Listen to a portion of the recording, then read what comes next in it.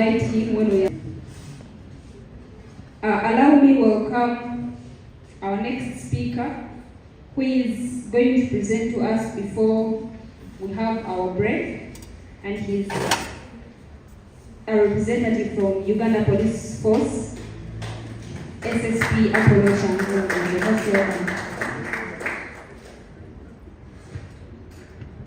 If I was allowed, I would salute you, but since I'm not in the force.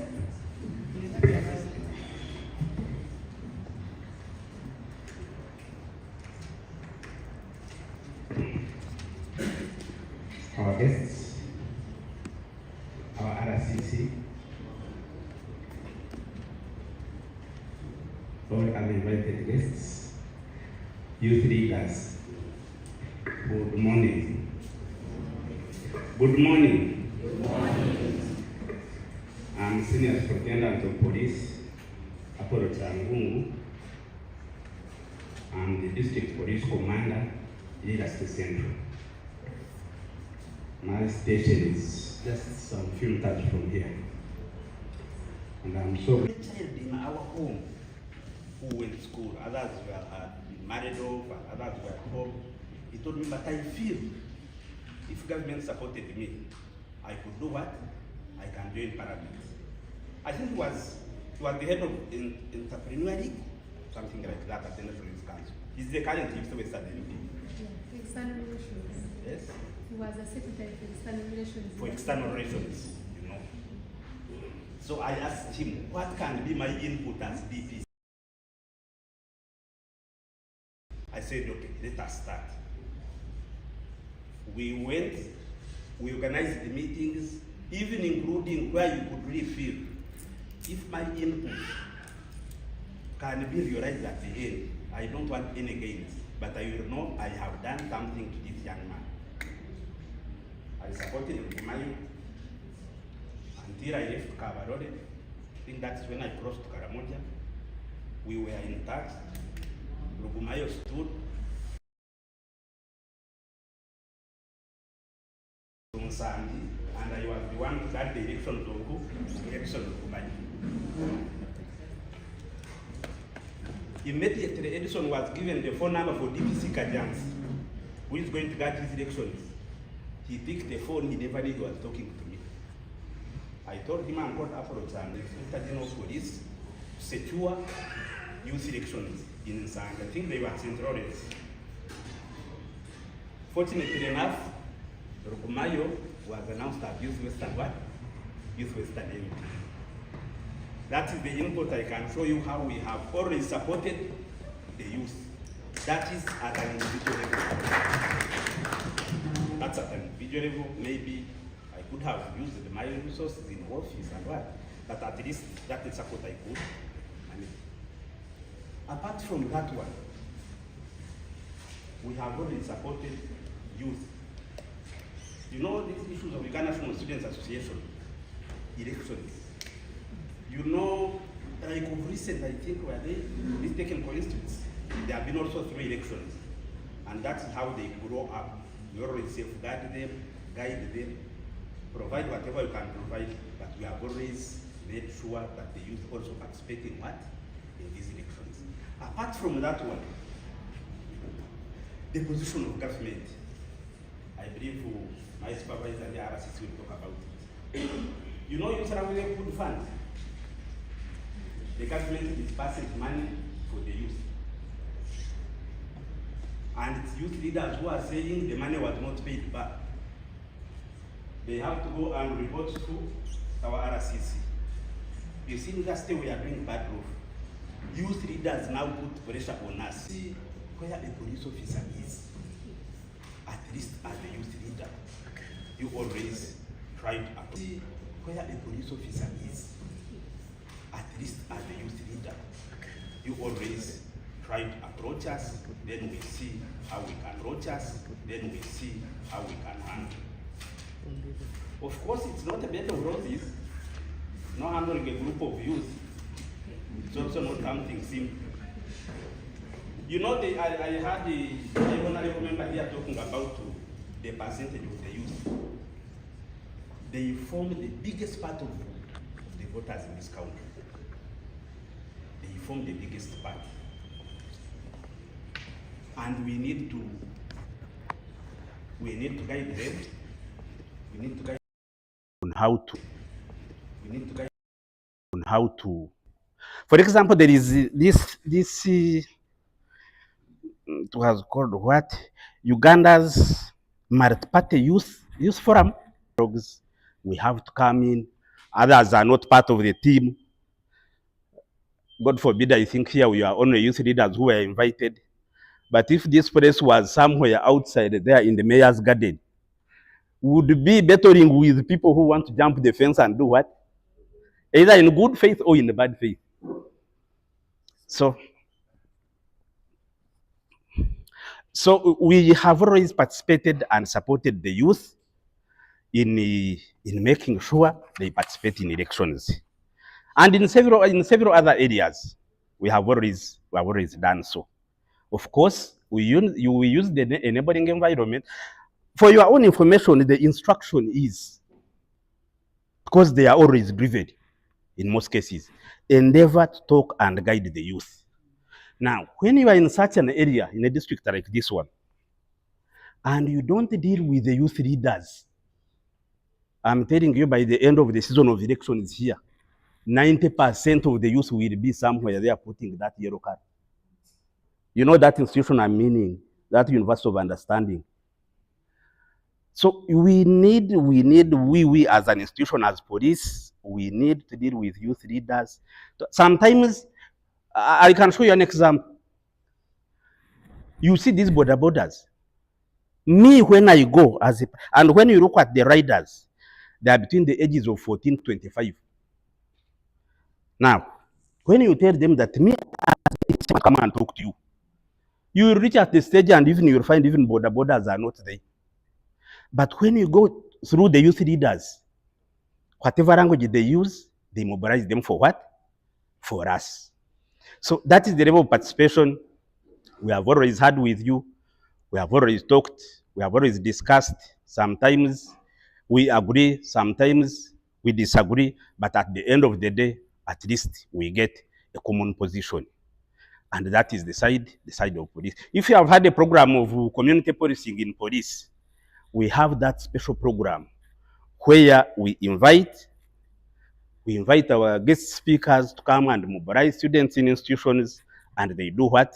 And they talk to you. That is how we have worked with youth leaders towards having a peaceful election. And so far, I want to thank you as youth leaders. So far this season, this 2025, at least we are doing well. We are doing well. Yes, of course, when we are doing well, it doesn't mean that there are no hiccups somewhere here and there. They are there. But at least we are doing well. And particularly here, we have hosted different presidential candidates. We have hosted different MPs. We have hosted the different candidates. But I'm telling you, the youth have been cooperative, courtesy of police dealing with youth leaders to have a peaceful election. My experience with elections, let me start with 2011. When I was in Teso region, 2021 found me in Central, 2016 found me in Central, 2021 was Central, 2025 I'm in Rango region. We have not had good hours with youth. We have not had, apart from this time, and we pray we continue like this, but we have not had. We have had challenges. Those ones of you who come from Kotido, you remember when we had the elections in the municipality? Are there people from Kotido here?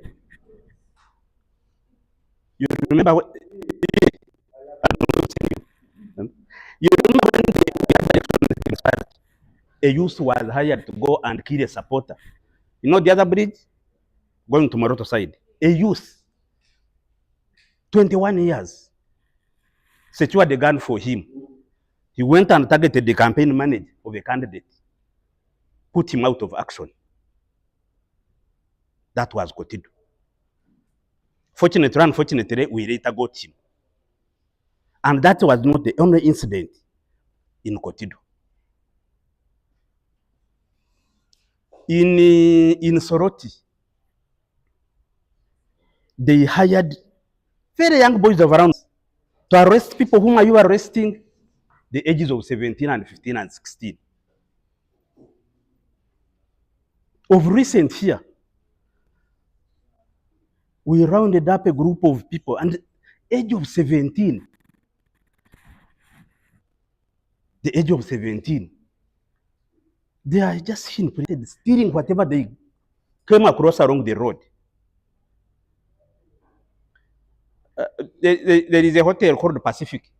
They found a woman who was preparing black tea. This one they sell on the road. They carried all the roasted and boiled cassava and all this, it's called what? This binikas where they prepare tea from, black tea from. Everything was carried. Where we have had challenges with the youth. You remember what happened in 2021? I was in Kajans. Even one, they had his life. If you know Kajans town as you are facing in Tebe side, he came with a jerrycan of petrol to touch a petrol station at around 1 in the night. What was very, very, very unfortunate, she had a position of being, I think, a defense secretary at the village level of the youth council, where challenges have come from, where we really feel you arrest people and you say, what exactly is this? Age bracket 24, 14. So you as youth leaders who are here, who are now engaging with us, we just request you kindly. We are not going to ask you to put in resources. For you just invite us, we come with catapults. You know this, it's called in what? In the local language. These catapults, they hired a group of youth. We were helped by one of the youth leaders here who said, you know what is going on in security? Please. Otherwise, you will have injuries by tomorrow. So you as youth leaders who are here, for us to have peaceful elections, kindly gather all that intelligence information. Come and share with us. We shall share with the supervisors of security. We shall, if it is we to put in our resources, we shall do it. That is one where we have had a challenge. 2, drugs.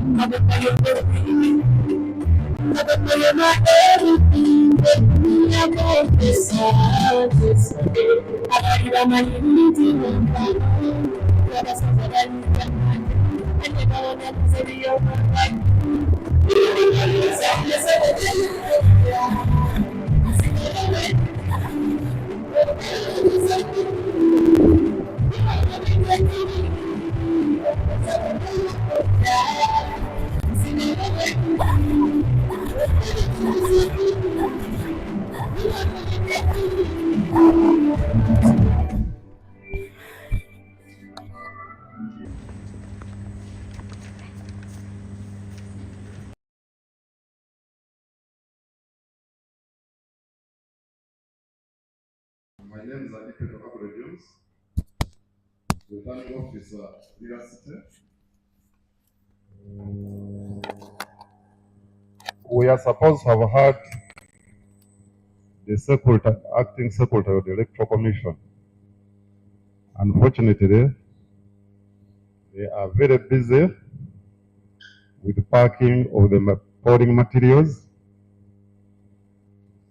and Moja. Good morning, ladies and gentlemen. To be here and what is expected of us during these elections. So Igad stands for the Intergovernmental Authority on Development. It's an organization of 8 member states in East Africa. It is a regional economic community that works to promote regional peace, security, and development.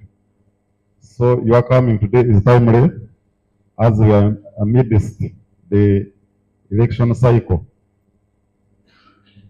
Our engagement with Igad's continued effort to promote peace, stability, and democratic governance across the region,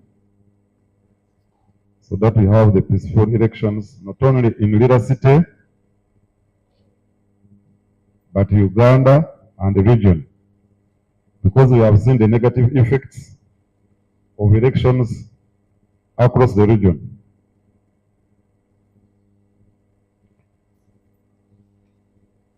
I'm going to talk briefly about voter registration, technology, youth turnout, and then fighting misinformation.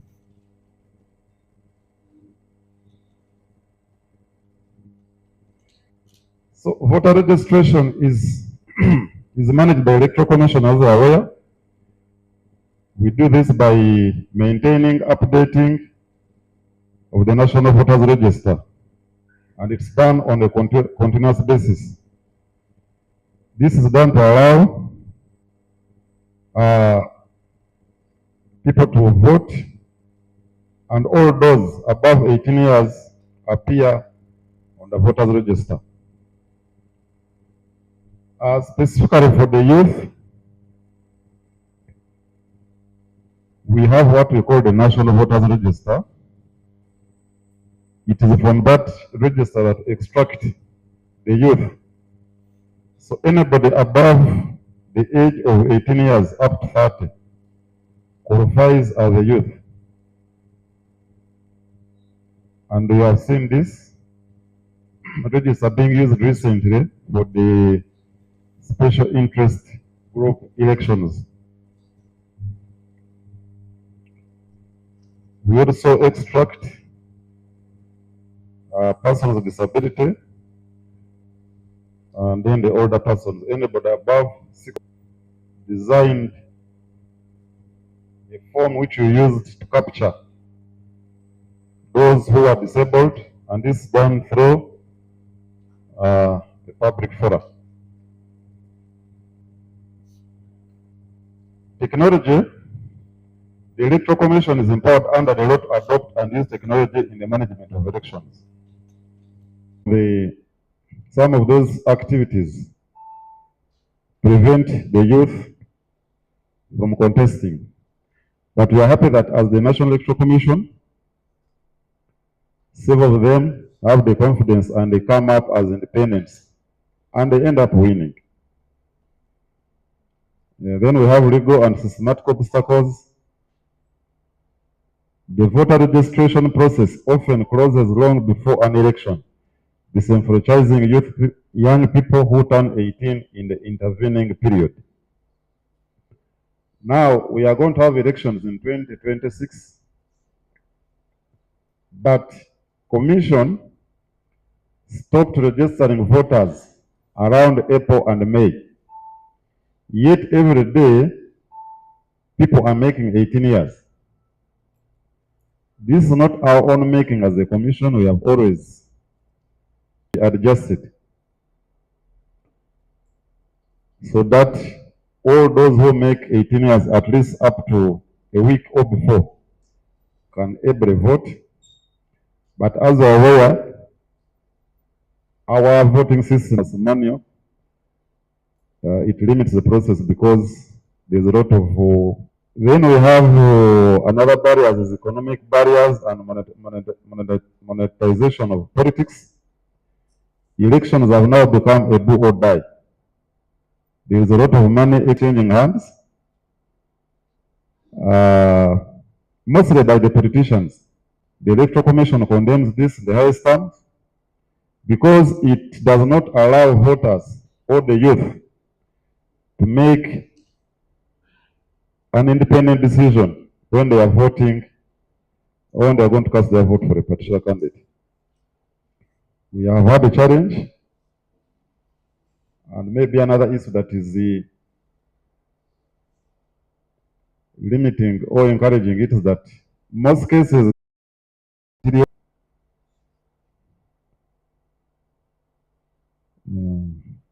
So what are the efforts to increase voter turnout?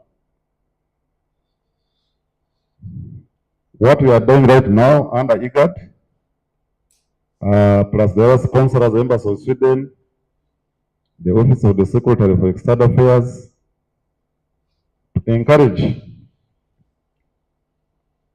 and mobilize for improved participation. Then we have dynamic multimedia campaigns, amplify youth voices, and promote civic education.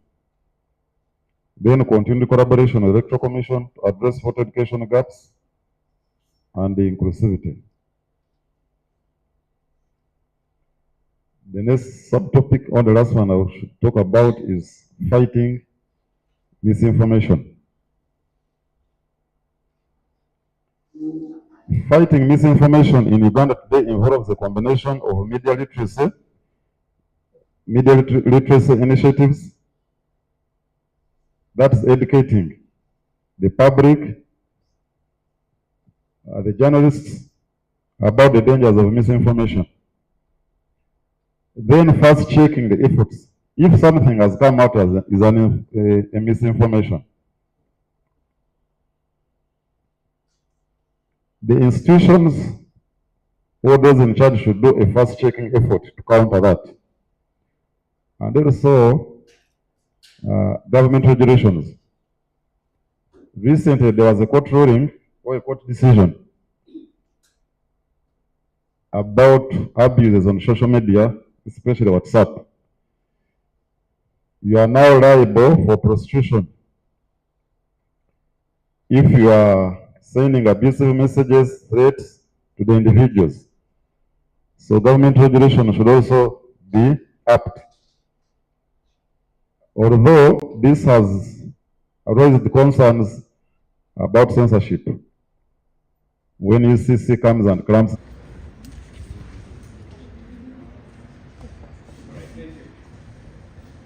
This is now about an energizer. I had an encounter with it sometime when I traveled somewhere. So it's in some language in the Ghanaian country. So I would request that you stand up and I will demonstrate it to you.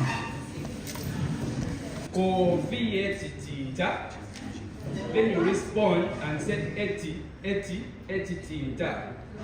It's a bit hard. Are you together? So you tap the shoulders. Or give guidance, I've been reminded. Anyone? Any question?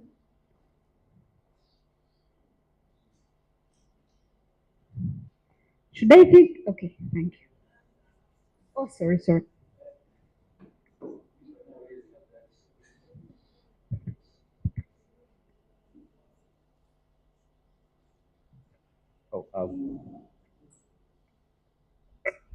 Thank you very much. My name is Jackson Odida. I believe I've engaged with a good number of you, so I am not new. My question, which will actually go to the Electoral Commission. My question is simple. Of elections. By this, I mean to say that because of how do we then do away with political influence, which not only limits your work as the official in the Electoral Commission, but also these young leaders that actually wants to implement what they think is good for them. Thank you. Thank you very much, Odida.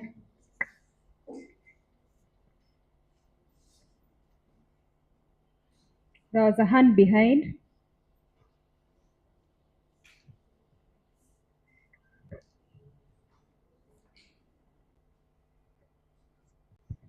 Yeah, thank you so much, youth leaders and moderator.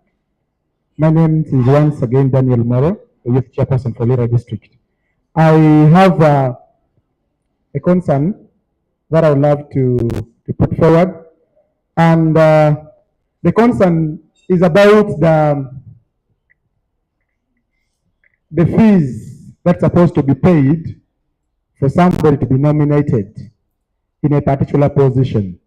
Yes, true is that we are talking about the monetization and so on, but you realize that the young people sometimes may be having the will to participate in election, but the capacity to raise the simple attachment of the money by the electoral commission might be a little bit challenging. So what is the electoral commission trying to do about that to use of a reasonable amount of money for education?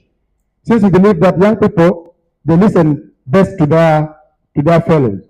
So I was kind of requesting, is there any plan by the electoral commission to include the young people in the most of the stakeholders meetings that are going to be taking shape and the radio talk shows and so on and so forth?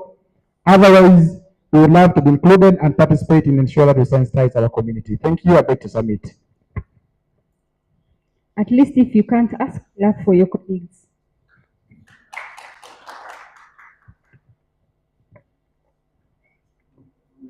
Thank you so much.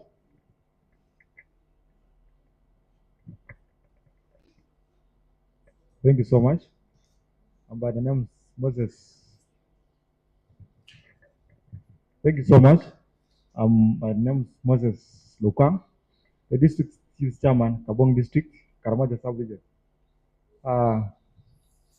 In regards to today's program about the Igad, which is the Integrated Authority Development.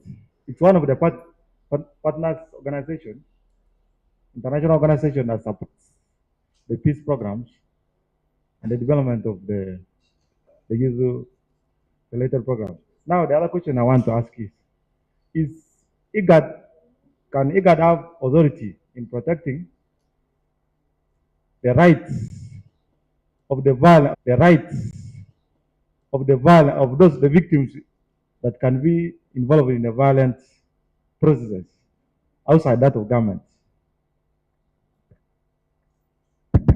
Thank you very much. Thank you. Once again, I'm Kashosho Simon Peter, Chairperson, Nakapipiri District. Mine is an inquiry and it's directed to EC. But then they have no IDs, but they process the application forms. Are they eligible of getting recruitment? Thank you. Thank you. We shall have one last more. Dear ladies, we have no representative at all. Thank you. Thank you very much for the opportunity. Mine goes on the side of the security. I am Irene Atim, the Female Affairs from YOUTH4PEACE District. I've all along heard that the security personnel like the police, and what? Inclusion. I want to talk on nomination. Ideally, as the Electoral Commission, you have your laws. You know what to do when you're nominating somebody. You know the rules of nominating someone. So, if somebody about what? To nominate. I don't see reasons why people nominate. At the end of the day, they what? They are denominated. I want to know, yeah. I want to know, maybe at some point, someone doesn't meet the criteria, someone does, I just want to know that point of nominating and denominating. Then the other point is on security. Yes, we have had a peaceful existence with security, most especially the police, sometimes the army, yes, But it reaches a point where the security comes and tells you vote so and so. Yes? Vote so and so. If I have an opponent, maybe Irene and Sumra maybe is a candidate of their interest, they tell me vote for Sumra. You get it? That intimidation. Mercy had earlier on talked of what? Of intimidation. It is really not good. Allow people to exercise their duties, allow us to exercise our rights. The youth. Yes. That's the youth who know whom we want. Okay? Yes. You cannot you cannot know what we are going through, but it is within us, the youth, who know our what? Our problems. Allow us to exercise our rights. Allow us to vote the people we want, and upon that, maybe there are things you can talk to us about, but on voting matters, there are things that should be as the youth. Thank you so much. Thank you. I think we shall first get the responses from the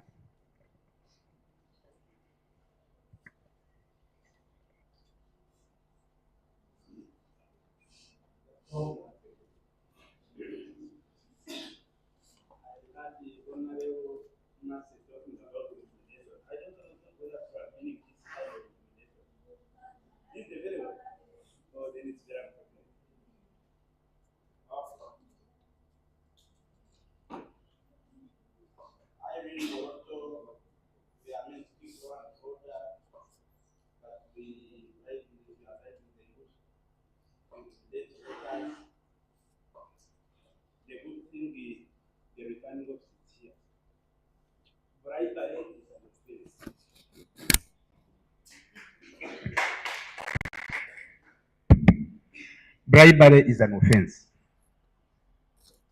Bribery is an offense. And let me agree with you. I'm going to cite one example. It was on national TV. Inspector General of Police took action.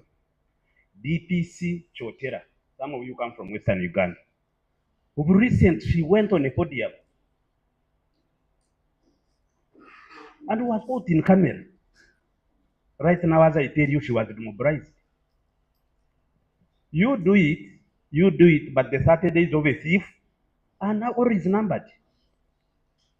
I can't tell you that corruption is going to end right now. Would have loved to do something. Is a candidate allowed to give money at for example, in this, she has moved her home. Then me, a supporter, I remain behind giving what? Will you so that the candidate bribe? Sometimes you don't know whether she's the one who left the money behind, or whether she knew, or whether she didn't know. Yes, loopholes are there. But the free and fair we are talking about sometimes have those isolated incidents.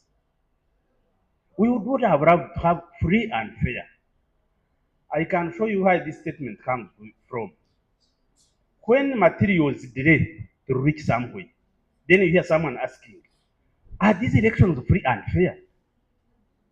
We would have loved to have free and fair elections, but sometimes loopholes and individuals, they come and distort. Sophie, I was requesting you, I think this one was Sophie, was Irene. Irene, report any case of bribery to the nearest police station. What I can assure you is that the setting up of a polling station is like this.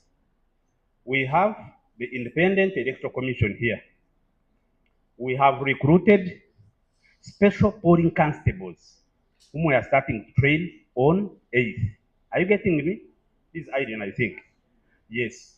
We have recruited special polling constables whom we shall give uniforms. They will be backed up by police officers. Are you getting me? Yes.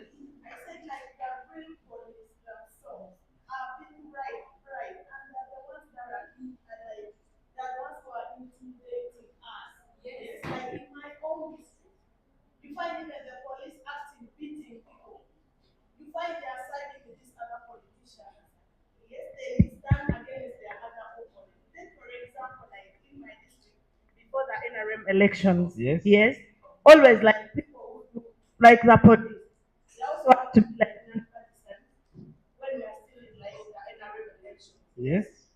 find that before we even vote in the flag bearers, they already have the candidates they are siding with. They are even being used to come and start attacking people. I don't know what we are going to do between me and you. When you reach Moroto, you go where you have been, at least what I know. You go and report to a district police commander. Oh, where Moroto, the police setup, I know. Go and report to regional police command. I did not send people to go and beat others. So report to district police with Sophie.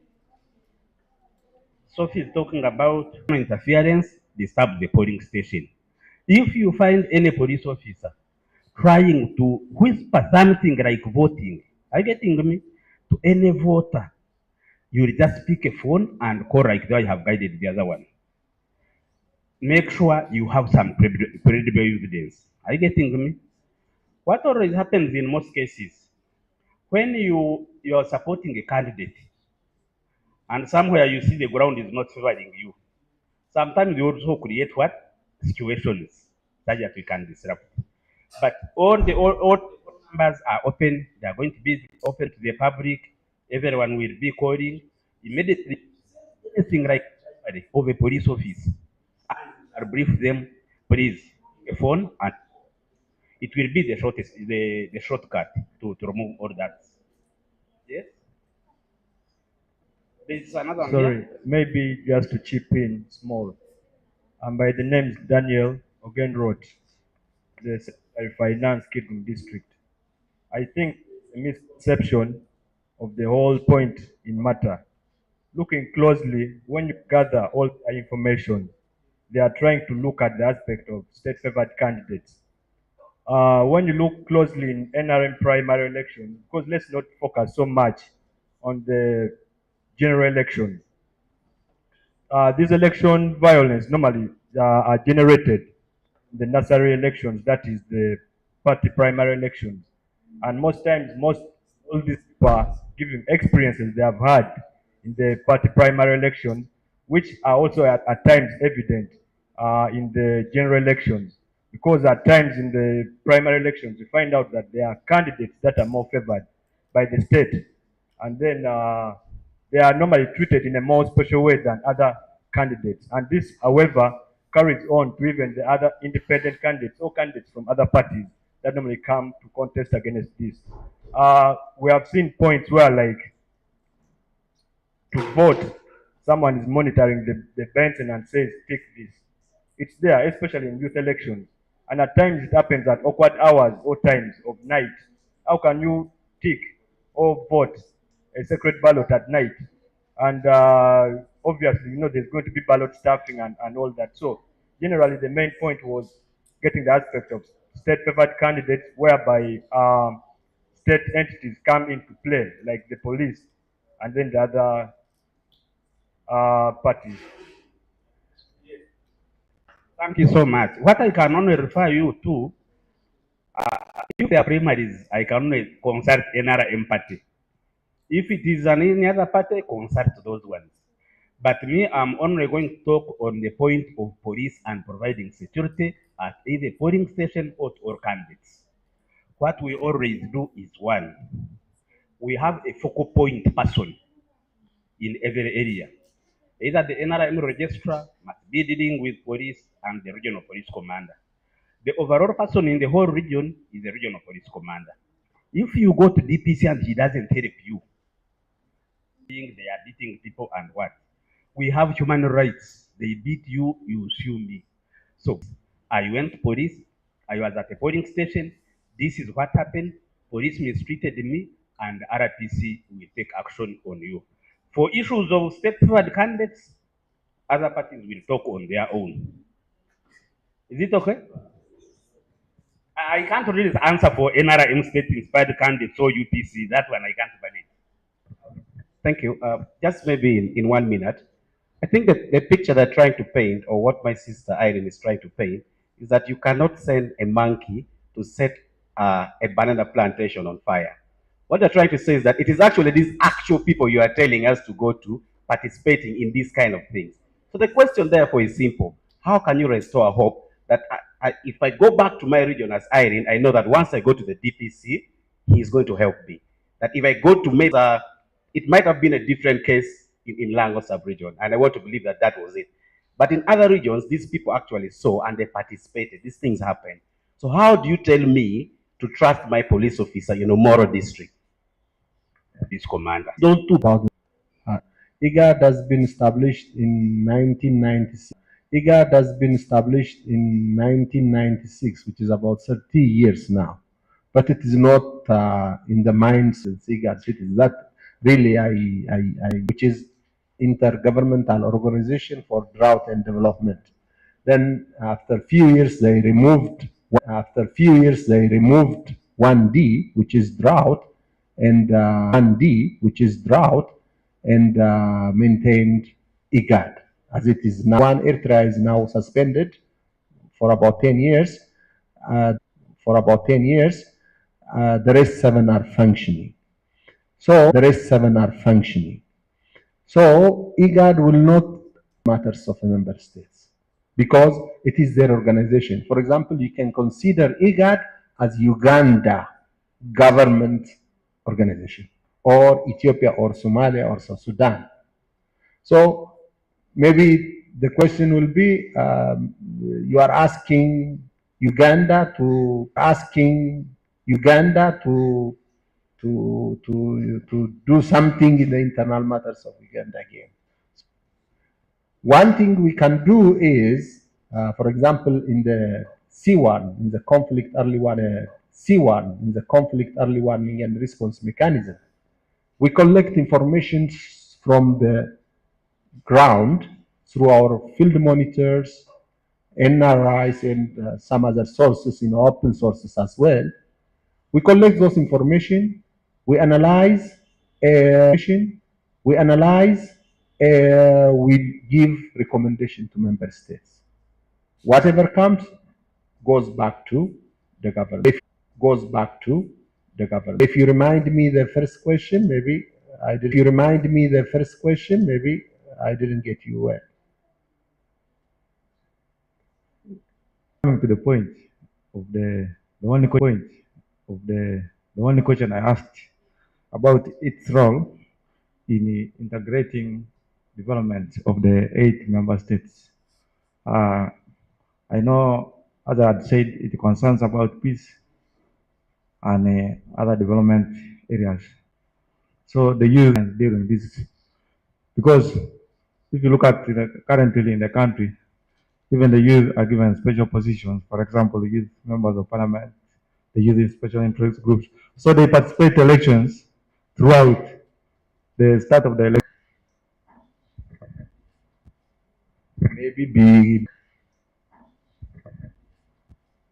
Maybe before I hand over the mic, I want to correct you. IGAD is not NGO. It is GO. It's a government organization. NGO. It is GO. It's a government organization. Intergovernmental organization. So it's a big difference between NGO and NGO. Maybe moderator, if you is what? Moderator, if you is what?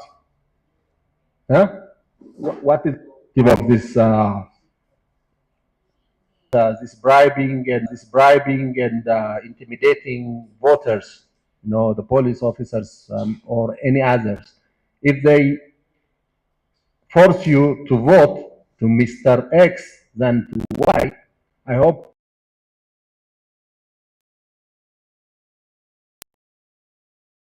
this activity is empowering of youth. It is you. Then your responsibility. However, during these elections, to avoid political influence, you know we are all political animals, not so? Yeah, we must be professional as a returning officer, okay? And you must be impartial. Many times, this impartiality try to be impartial and avoid political influence. And the reason is simple. I came here in June. I've been in a good city. I was transferred to Lira city. Okay? You will do something for a short time when you are going to move away. Are we together? And we are all relatives, friends, and in-laws. As individuals, it's also important that we return where we worked. So we try to avoid the.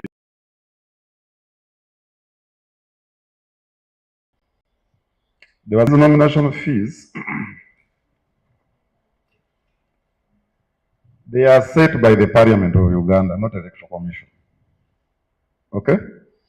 Electoral Commission implements what has been directed for us to do. For presidential candidates, the nomination fees are 20 million.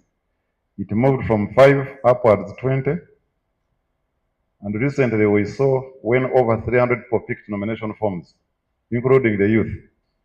But unfortunately, they could not pay the money and they lost out. Members of Parliament, it is 3 million. I don't think I had a youth here in Leader State contesting as a member of Parliament because this money is quite high. You don't pay nomination forms, fees, sorry. Okay?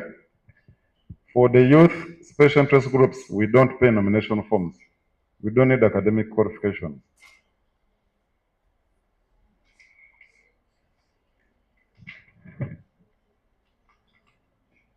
Then there was a question about use of money in elections. What is the limit?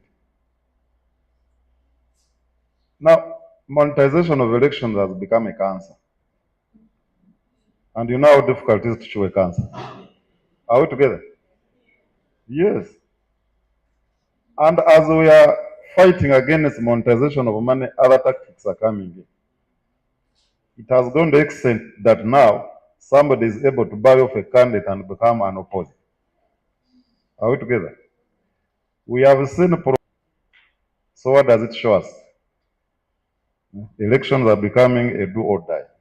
However, to answer you, the limit is that the candidate is not supposed to give money or give out those incentives of soap and salt. All they can do is provide food and refreshments. Okay? There they are allowed to do so. Are there plans by EC to include the youth, the young people to participate? Yes, youth are allowed. And I've always been involved, I've always participated. This is always done through our partners and stakeholders like Igad and the embassies who are able to support you in all endeavors, free of charge. Okay? We have gone to these schools. You know, any plan is backed by financial means, not so? So sometimes the EC is encumbered by limited funds. Who asked that question about IDs? Were you turned away? Pardon? Now, the advert talked about national identification number, not so? Not the ID. So the requirement is that we need you to be a registered voter number registered in your own names. However, I don't want to blame you. It's not a reason why you'll be chased away. It is to identify you. When we feel you have academic papers not governed by your name, after that, they will stamp on them. After that, they will stamp on them. Papers covered, they were denominated. Papers covered, they were denominated. Okay? Others were covered, they were denominated. Okay? Others were forging. Okay? Others were forging signatures of before election, before polling, before polling. Out of the about 300, and determined within its powers based on the law. The powers to denominate are only investing officer. Thank you very much. Have been answered. I think we shall have two last more. Chair, NYC. Of course, the theme of today is empowering youth leadership for peace. But I wanted to ask all the members in the room, because like we are just here, we are not empowered. Like I, from my district, we have not been handed over office since and we finished the elections. Yet, in the constitution, it is clear that we are supposed to resume or take over office within 14 days during the time of election.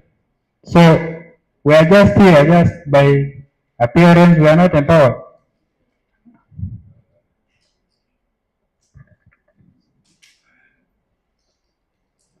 Thank you.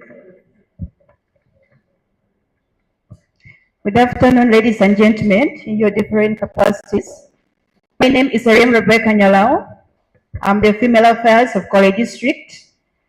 I have one question. At who's its job? Can't we have the chairperson electoral commissioner elected? Thank you.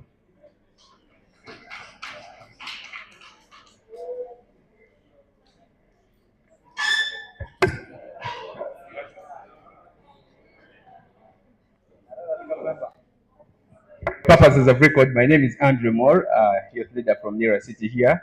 Mine is drawn to Mr. Ipeto Agri from Electoral Commission. When you gave us some of the gaps that you feel the Electoral Commission has observed, enable you people extend civic education to the voters.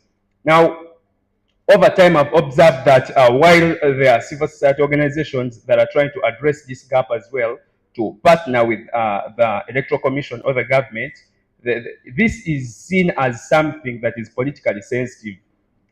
This is something that I try to imagine the sensitivity of it, because a civil society organization trying to interest themselves into the politics would be looked as, I think, an internal fight or an internal conflict. There is always a conflict in there with the government. And just a while ago, I was reading a report from the Daily Monitor on 24th October 2024, and it was categorically stating the different fights that the government has with the civil society organizations that are trying to extend this civic education.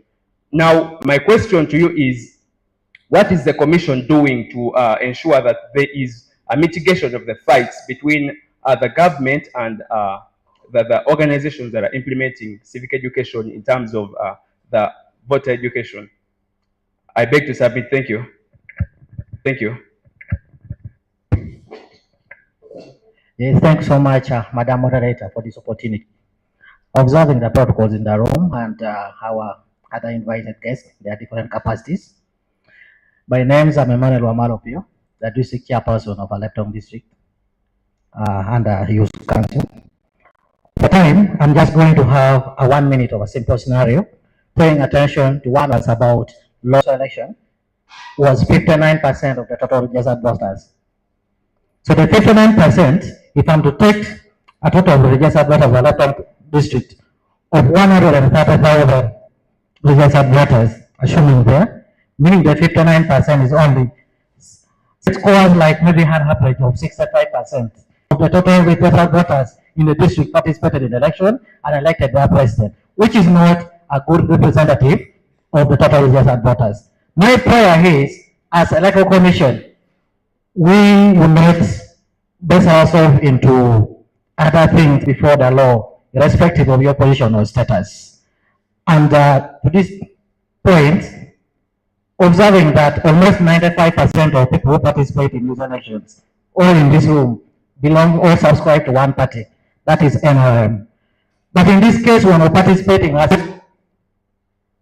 some parts of the state or the members who has the power and authority still take concern and they have their own interest in these elections. So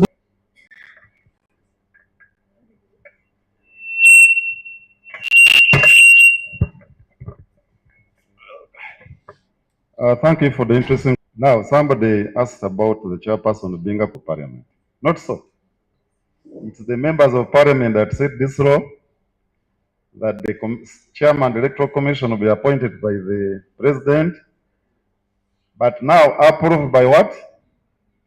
by the parliament, not so?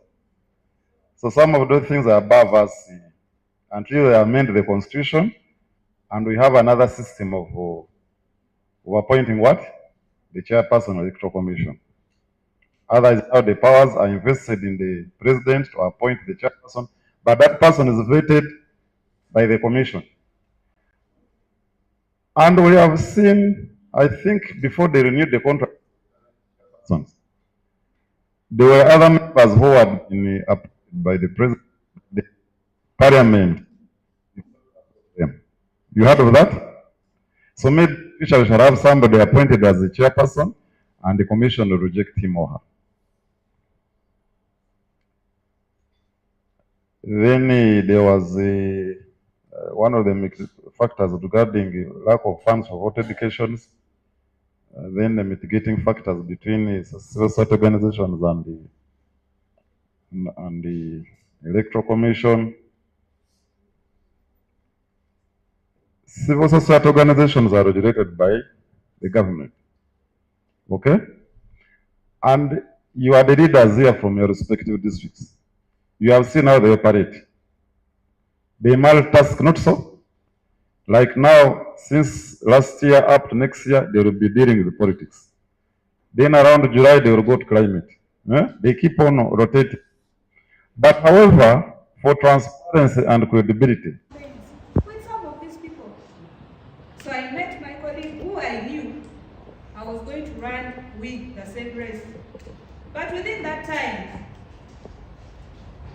there were candidates who had come with their nominators, seconders, and then even agents. But sincerely, before 1 p.m., the people that had come to nominate her had already voted off.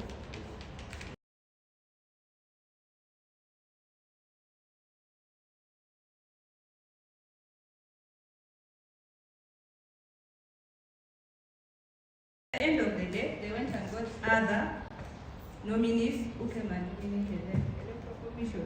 If this can happen under your watch, what is the possibility that we are sure that we are going to have the free and fair elections? Personally, I did not nominate. Because 3 people who were supposed to nominate me, I don't know what happened. Disappeared. Because as you're going for election, as you're going for nomination, you have 10 people that support your nomination. Then you have 2, one is a seconder, and the other one is a nominator, and then an agent. So these people are called. When your power, authority, and influence, I'll go and get the documents. You said they are free. Anyone can access them for as long as you have nominated for a particular position.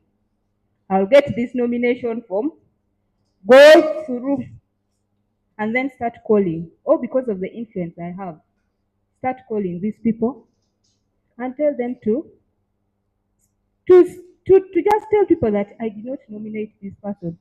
Is this how we are going to live? What is going to happen in the next 5 years, 2031? By the way, I pity us. I pity us, the young people. What is going to happen in the next 5 years if we don't do away with some of these things? Let us not support what is wrong, sincerely. Let us stand for the truth. Let us stand for accountability. Because sincerely, you will not call me and start intimidating and telling me not to, or telling me who to vote for. On that day of my elections in Abim, let me tell you, Mr. DPC, I was in my district, money was brought. Each candidate got, each voter got 200,000. Each voter, 200 when I was looking like this. Yes, 200. Of course, I allowed my people to get the money. Why? Because they needed to eat. After we went for elections, someone was sent from a different district to come to my own district so that I could vote alone for myself. In my watch, or under my watch. Kindly summarize. Yes, I am just 1 minute. But then, what I did, because I also have small connections within my district. I also called the RDC. I called the DPC. I said, come and see what is happening. These people were locked immediately. But As they locked this person, calls were running here and there. Release this person, really? Why are you keeping this person? But I made sure that the person came out after our elections.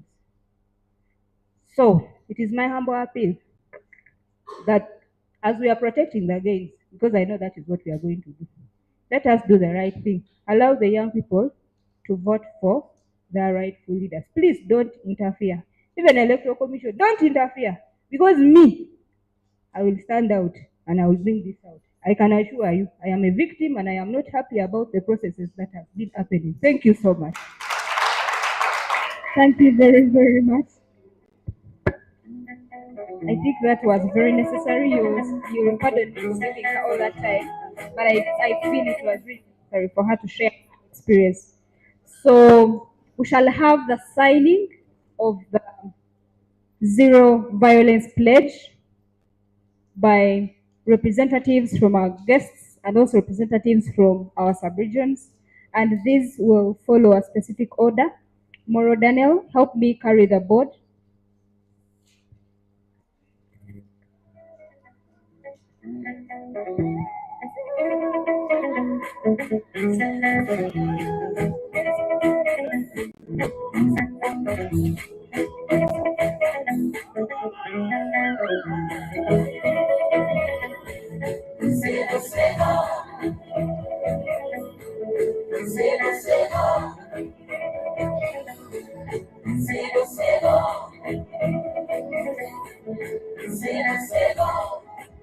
So we are going to begin with Mr. Ipeto Agre.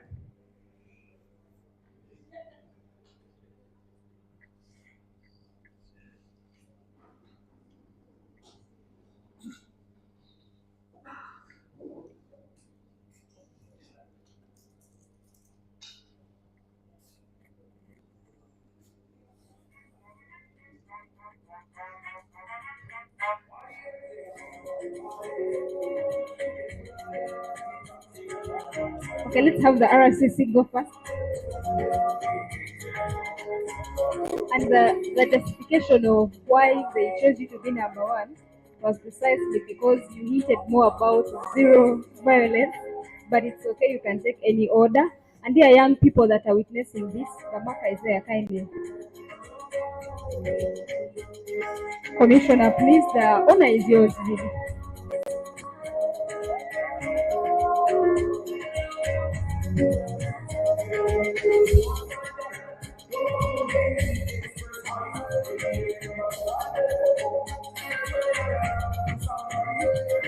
It's your money, your way. Your way. It's your money, your way. Your way.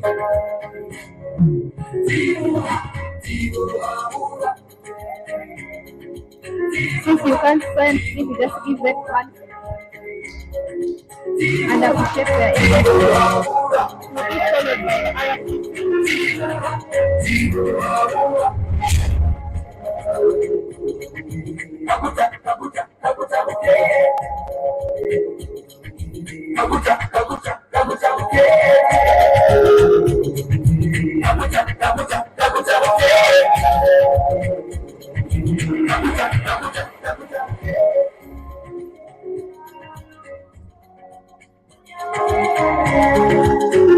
who will be followed by the representative from Uganda Police.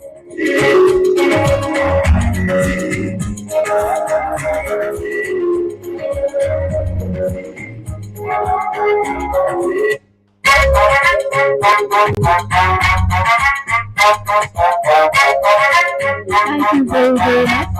Let's have the DPC sign off as a representative from Uganda Police.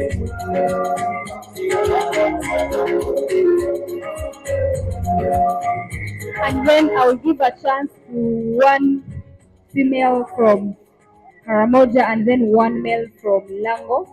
You'll be the last representative to sign off as well.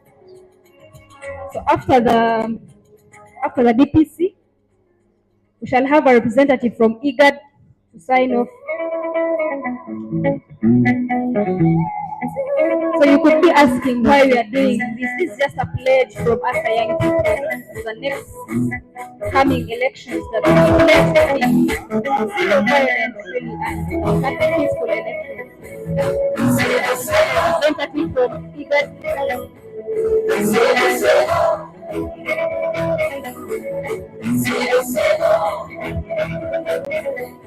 Will be followed by the Chairperson National Youth Council.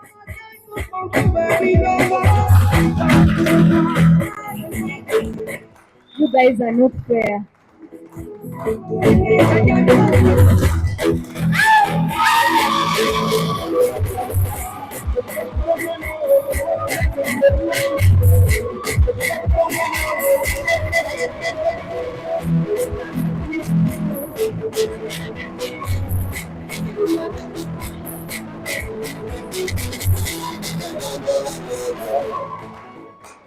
I see the love you have for our dear Chairperson. How I wish you extended the love even to our dear guests. So let's have one representative, a female from Karamoja and then a male. This is the opportunity to shine. I will not nominate one male, one female. Karamoja and Lango to come and sign off. So let's have a gentleman sign off from Lango.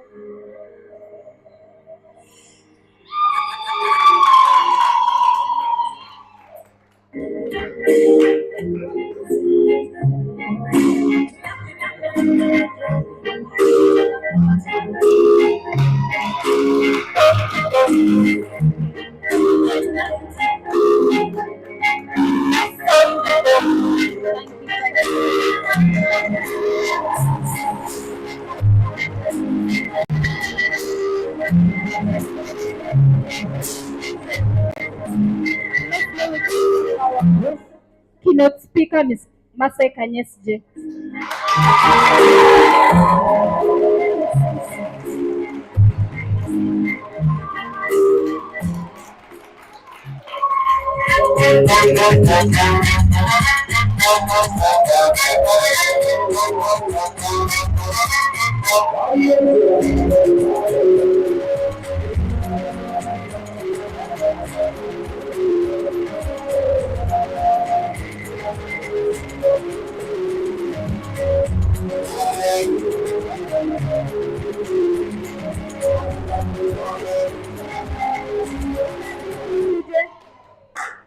How I wish we were active like we are in the previous and the coming sessions.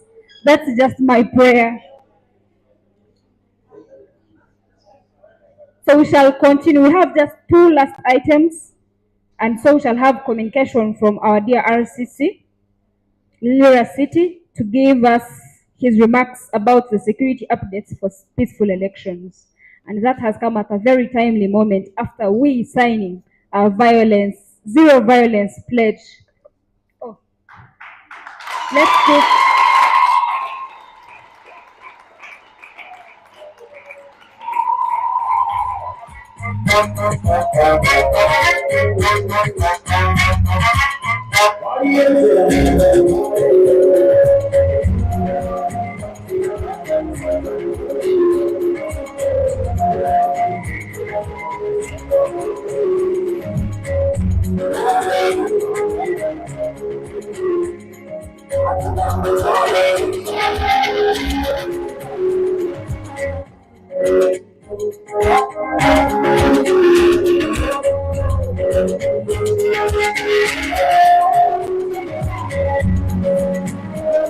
And will I be the one known to sign a zero violence pledge?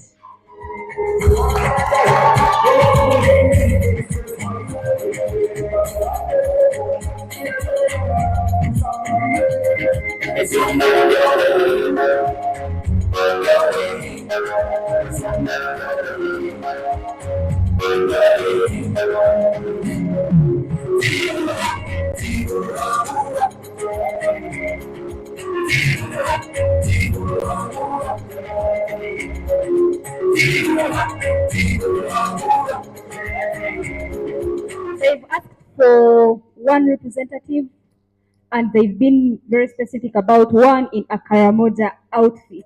So So if you're there, we shall have, okay. Please come and sign off.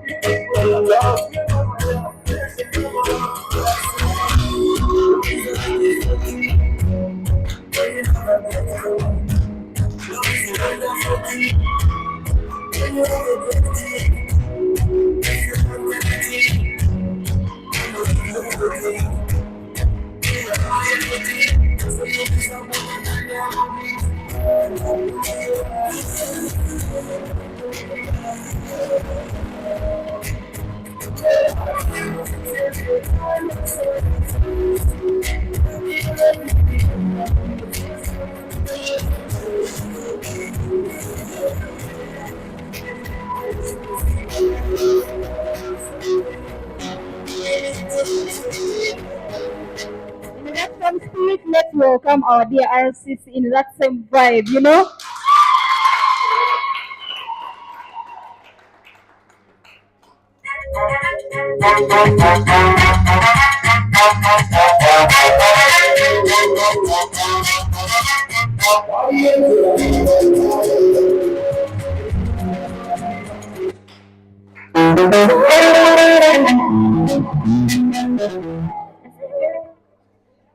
Thank you.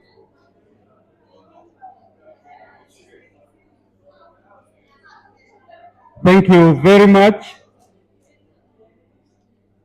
I know that was quite exciting, but maybe I borrow your attention now. We have already had quite a time here, and I will not consume much of your time. Our dear team from Igad, Mr. Tibebu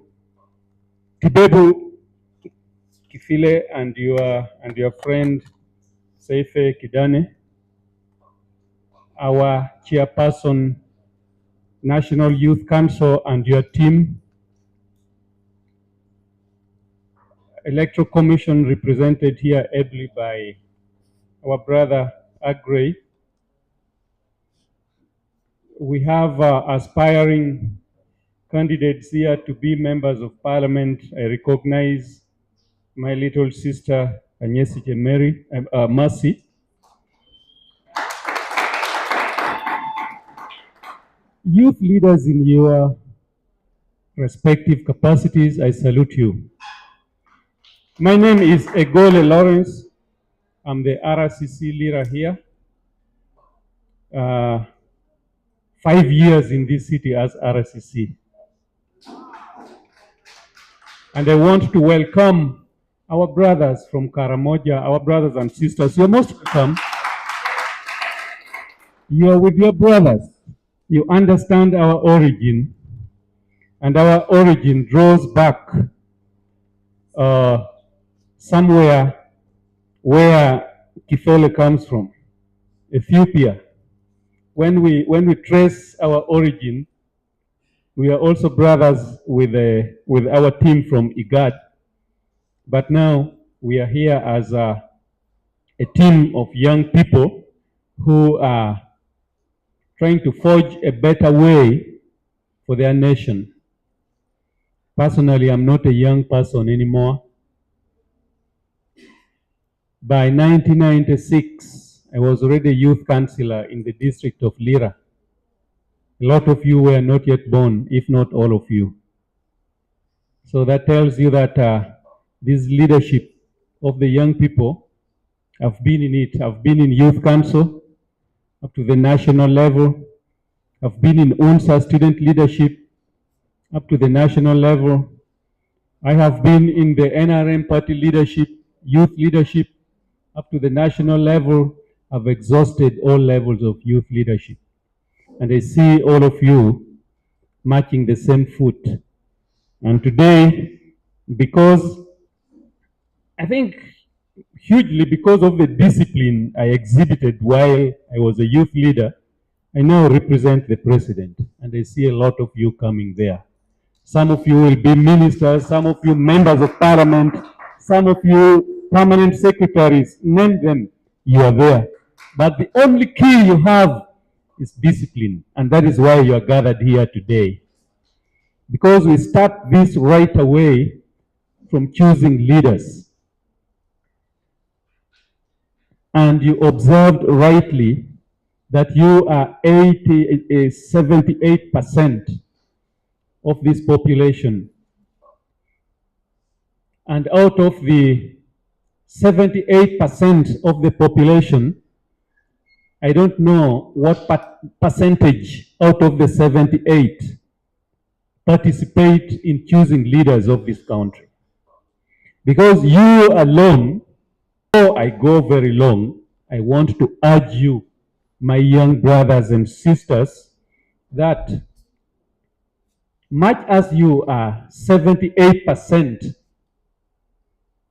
of the population of this country, take the most of this numerical energy you possess to create wealth and also to build leadership capacity. Let us be grateful to our parents, first of all. A lot of our parents are not educated.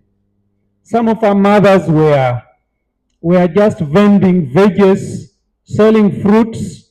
They did not see blackboards. They did not see chalkboards.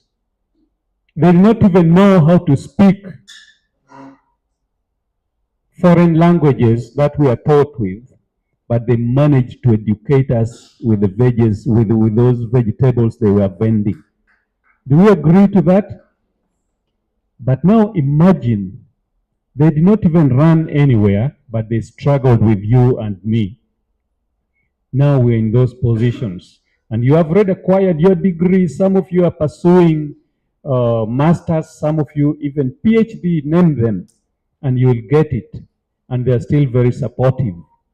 Now, you already have the knowledge you require.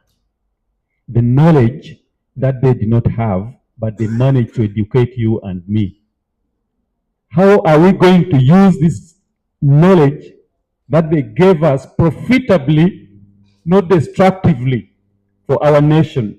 Because if you trace their track records, they were never engaged in any violent activities. They were very peaceful. Our parents and then our grandparents were very peaceful. But I also want to thank you, you who is in leadership right now. You were carefully chosen, and I must congratulate you for that. They saw something in you, so unique. There's a star that it takes you, the owner of that star, a lot of intelligence to understand that you possess that star in you. But those people saw it and picked you to be their leader. Now, which direction are you taking them? That is the question. That is how young people who think they can come through into the national leadership, they want to be president, they want to be this and that. Ask yourselves, where are they taking our young people? To perish on the streets? Is this how you become president? Is this how you become a national leader? Sit the youths down like we are doing right now. You are talking to each other, you are understanding each other, and you know what you want for yourselves and for this country. And that is your goal. If you misdirect the young people, you and the young people will get lost. And you will not get what you want. You will not get what you want. Because they say an elder who sits may see very far away from what a youth who is standing is seeing. So they will not allow that kind of destruction. So I thank you, the young people of this region, Karamoja and Lango. Do we have Acholi also here? And Acholi regions.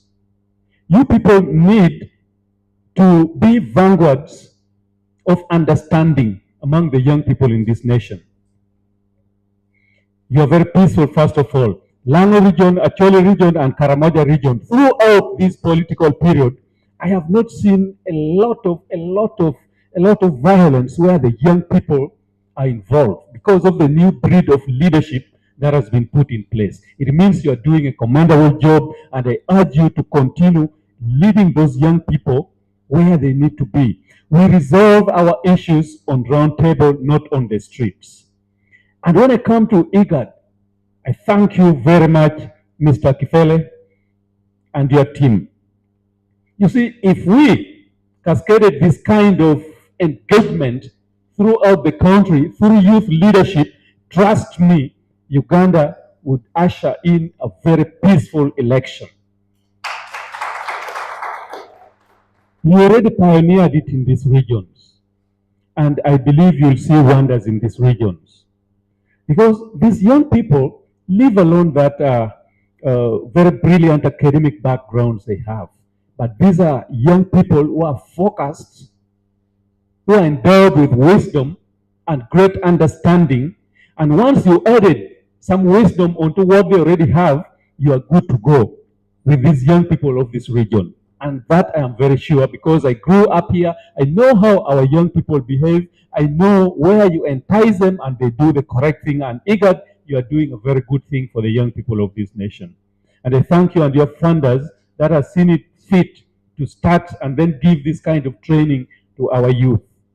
And like it was said earlier, the new leadership of the youth, pick it up, tap any partner that can look at the young people very positively and then inject a lot of information in them, because all we need in the world today is information, and then we are driven on what we want to do. Now, concerning violence in the elections we are confronted with, I told you I've been here for 5 years now. I was in Dokolo district before I was transferred here by the president to be the resident commissioner in Lira City. I managed elections in Dokolo in 2020. Towards 2020, then I was moved here. By this time, I was already transferred, and I was asked to finish the election. Then I moved here immediately. I was transferred here in December 2020, but then I moved compared to what I saw in 2021. There is more peace so far and more order so far as the journey of election is concerned. We may not have had so many engagements with the Electoral Commission, civic education, and all that, but to some extent, the people of Uganda are beginning to understand by themselves what is required for a peaceful election to take shape. I think if you trace back from the several elections we have had, we are moving from stage to stage. Save for those who are driven by other influences. Let me tell you one thing. There are other partners in this world that do not want to see any country peaceful. They are there. And they think the only tool they can easily use to disorganize a country, it is, first of all, it is election period. And the available tool are the young people. And these have made the young people to turn against their resources, against their infrastructure. The youth became so destructive, sending their nations back to zero. And I want the youth of Uganda, particularly Lango, Acholi, and Karamoja, to say no to this. Because these are the gains you must protect. The leaders who are sitting today will definitely leave leadership for you. But how do they live? How do we help them to leave leadership peacefully so that the young people can take over? That is a question you and I must ask. So, election violence comes as a result of enticing the people on the wrong side, and mostly the young people. How do you pull yourselves away from this?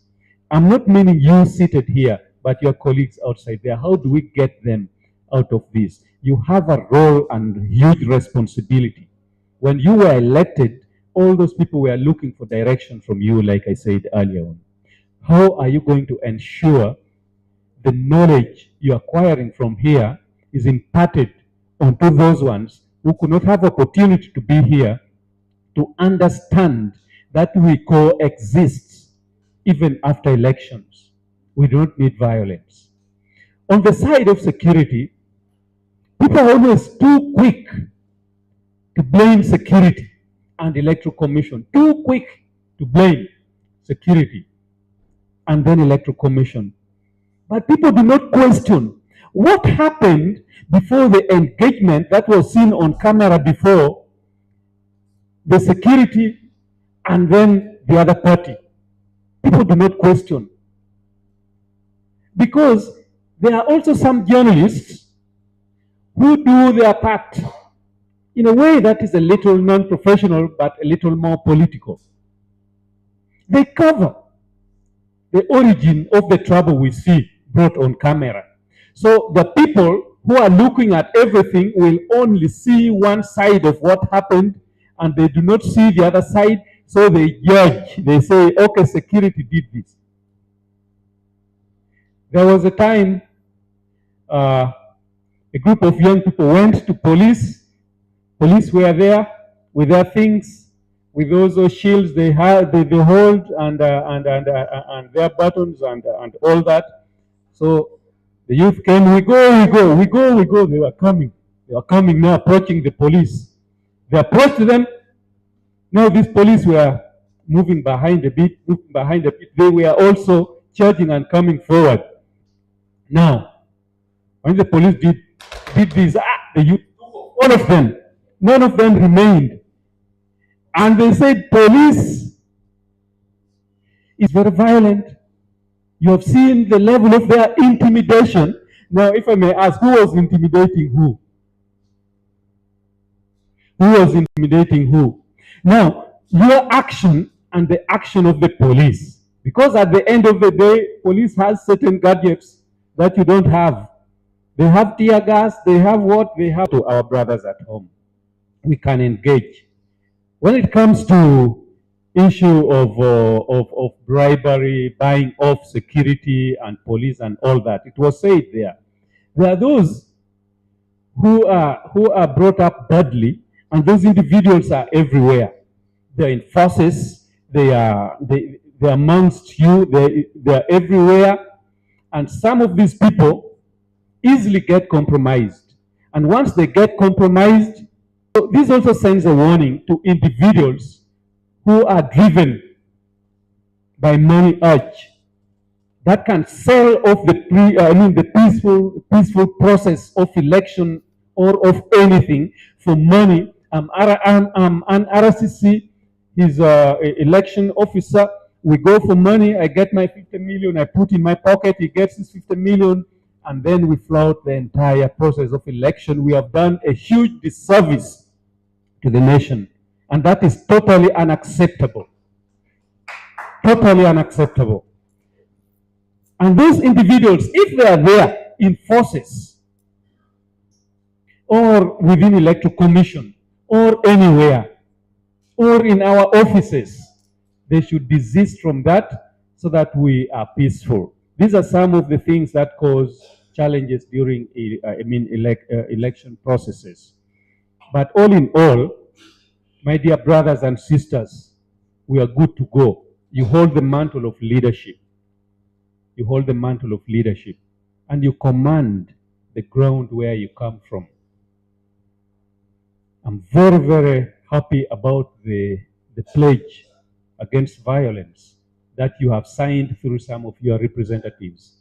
Can we stand by that? Can we stand by that during this election? There's enough room in this country for all of us. There's enough room in this country for all of us. And violence will never take us anywhere. I do not want anyone to take advantage of the vulnerability of the young people in this country to cause them death on the streets. Because once you die, you get buried.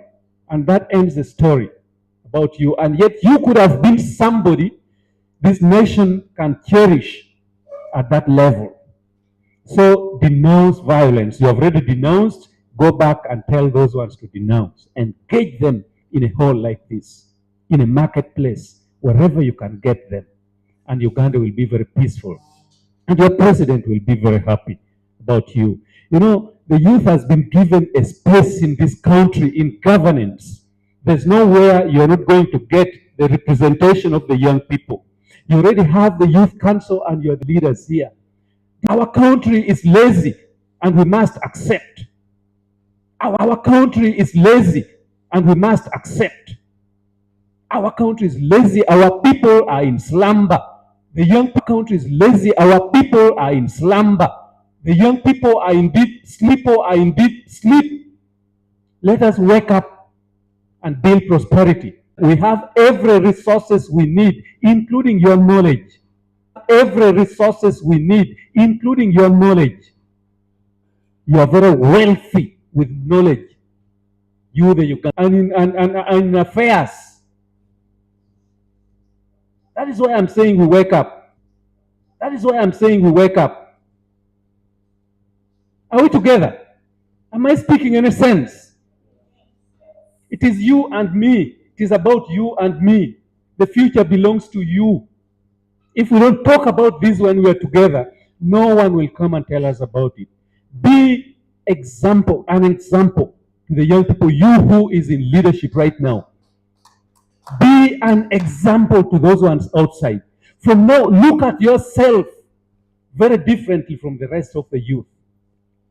Unless you start looking at yourself very differently, you are not going to run away from that confusion. Let them understand that your education, your leadership has not been in vain. So I want to thank you very much. I urge you to be peaceful. I urge you to carry the message of transformation of this nation. I urge you to carry the message of peace amongst the young people of this nation, especially during this election. Finally, I thank you once again for assembling here. Let this day not be in vain for the sake of your country, Uganda, for the sake of your motherland. Let it not be in vain. Some of you are aspiring to be members of parliament. The best we can do is to wish you well. Those of you who are still aspiring for higher positions in leadership, I've been through it all. I pray for you. It's not an easy journey for a young man to climb the ladder and a young lady where you want to be. There are so many challenges, so many obstacles along the way, but it takes courage and humility and wisdom and knowledge to reach where you want to be, not violence. I thank you very much, and I wish you well in everything you're doing. Say this to God and my country.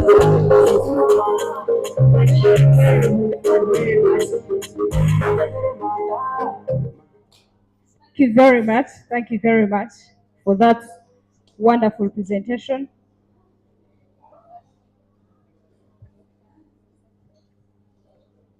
So, colleagues, we are coming to the close of our program, but one second last most important is what we are headed for. A conversation, a discussion amongst ourselves as young people. And we are going for a panel discussion. Don't worry, it will be brief. Because I'm reliably informed that it was a heavy breakfast. So we just want to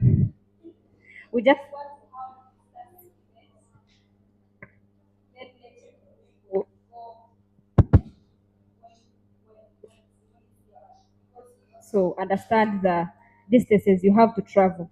So going for lunch and coming back is a bit time consuming. So let's have one last panel discussion and then we call it a day. So allow me. The vibe was very high, so I hope we keep the momentum. It's just like 2 to go. Allow me call our dear panelists on stage. I'll be calling one by one and they will take their seats as we prepare to listen from them. Our very first panelist will be Mr. Odida Jackson. Let's give him some vibe as he comes. Mr. Odida Jackson, just like his dress code, is a lawyer by profession, so he really did not misrepresent his profession. You can take the seat to my last far right, who will be followed by Miss Auma Linda Ouma, the Secretary for Female Youth Affairs, Abim District.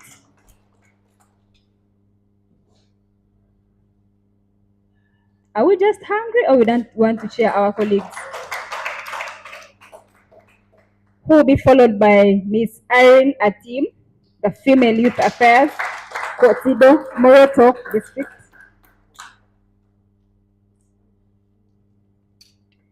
It's called Embracing Culture. Okay. And lastly, we shall have Mr. Cedric Otolo, the team lead Kakebe Technologies. Let's welcome Cedric. Do I have to introduce myself? So you'll have Ms. Julian Kanyesje be the moderator of today's panel discussion.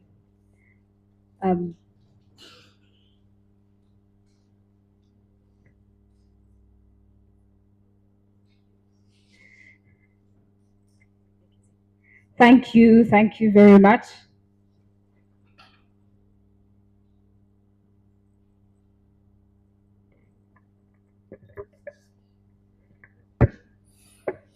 Just for purposes of time, so these people are now standing between you and your food security. It's now not up to me, but up to them to save you and make the discussions quite much easier. So allow me to give them a chance to reintroduce themselves, because I believe they understand themselves more than I do. Starting from you, Miss. Thank you very much. Once more, I am called Ayunati. I am the Female Affairs for Moroto District. Thank you so much. Good afternoon. My name is Cedric Otolo. I'm the team lead for Kakebe Technologies. I'm also a software engineer. Thank you.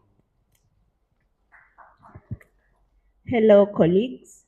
My name is Awili Linda Ouma. I am the Secretary Female Affairs of ABIM. I am also the Youth League Chairperson of ABIM.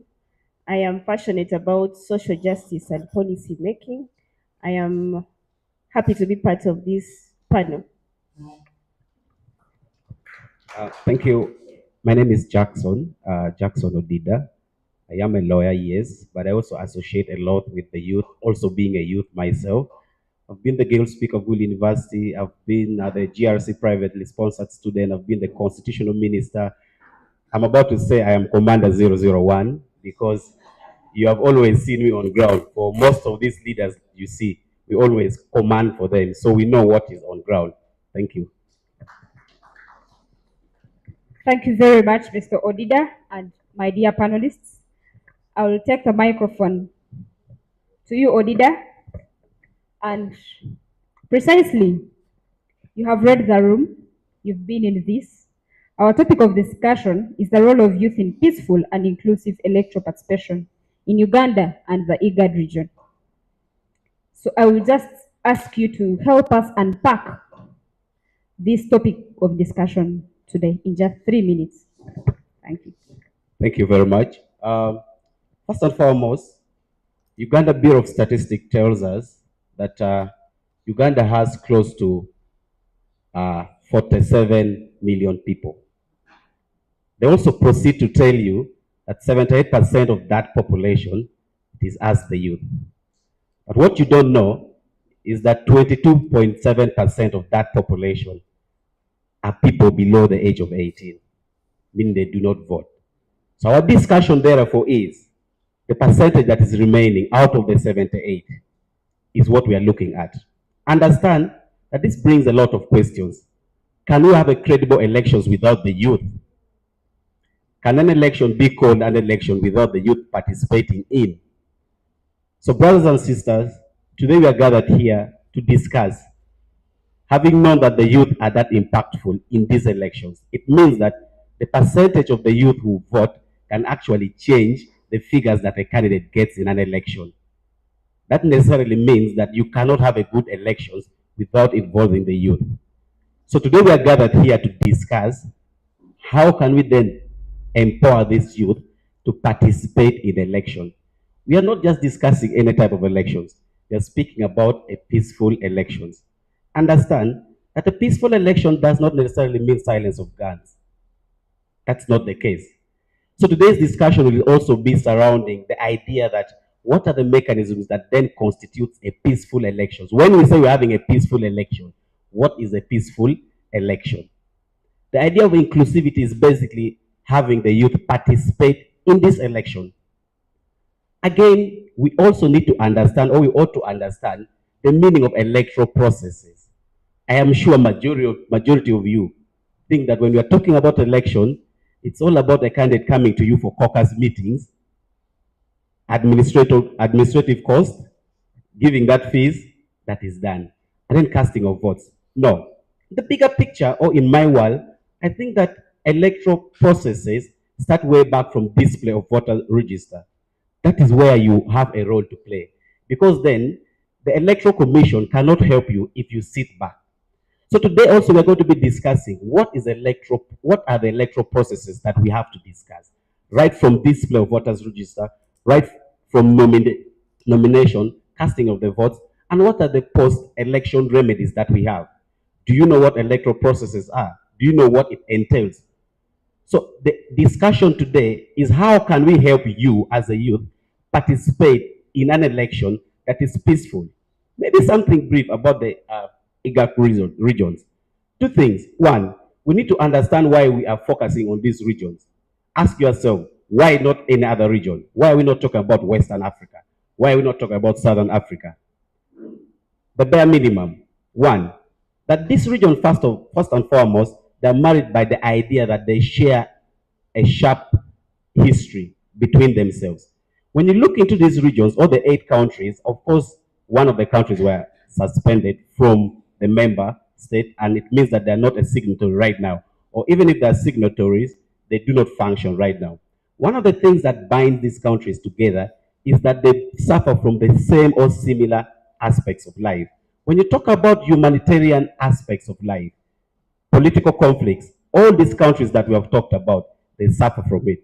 When you look at countries like Eritrea, when you look at countries like Ethiopia, Uganda, South Sudan, Kenya, these are countries that most likely suffer from the same things that they go through. So then coming together and then say, look, whereas we are part of the government, can we build something bigger? Can we talk on how we can have integration work?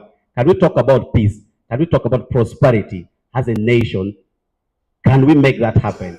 So in summary, today we are gathered here to say it's not the responsibility of Dida Jackson from Omoro to make this happen. It is our responsibility as the youth of Uganda to make sure that this works, to make sure that we have a peaceful election, to make sure that we participate, to make sure that we let the world understand that a peaceful election can actually happen. Thank you. Wow, thank you very much, Mr. Odida Jackson. And I love the fact that he throws the ball back onto us. We are really, this is our own task. We shall not wait for continents to come and fight for us, but this is really our own task as young people. But he also talks more about the inclusivity, and that's why I bring my sister Irene. The inclusivity in this goes beyond regions. It also goes to issues like gender, male versus female. And from the representative of Electoral Commission, when he was giving us his statistics, he noted the gap between the female representation, even in not just participation, but even in taking up positions in everything. There's a difference between, and there's some gap between the females taking part. And so my question to you is just simple. How do we involve the young female youth in this empowering youth leadership for peaceful and inclusive electoral participation? But I want you to just break down the discussion to a one Irene down in Kotido. Like, let it be a conversation of Julian, someone just there, to understand why is it important for you, Irene from Moroto, to, as a young female, be empowered to also take up this? Like, is it necessary? Is it just about equality? Or there is a reason? So that's precisely what we want you to help us and justify. Thank you.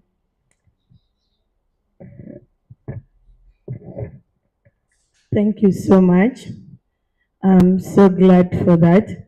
To my own understanding, it is all about equality. Yes. Basically on issues of inclusive. I want to take us back, like in my own sub-region in Karamoja, we really need basically capacity building based on mindset change, because behind there, we women, like we the young girls, have been known of not even reaching like a meeting like this. We as women, we are not involved. Like now these other positions, like chairperson position basically, for us we really have that mind thinking it is only men. It is only a man who is supposed to be a chairperson. It's either a sub-county or district or anywhere, based on where we are doing an election. So basically, we really need capacity building. And also we need to involve into mentorship. Yes, we pair this young youth with these role models, like the senior youth. There are people who have been in these rallies of youth for maybe one term or the other.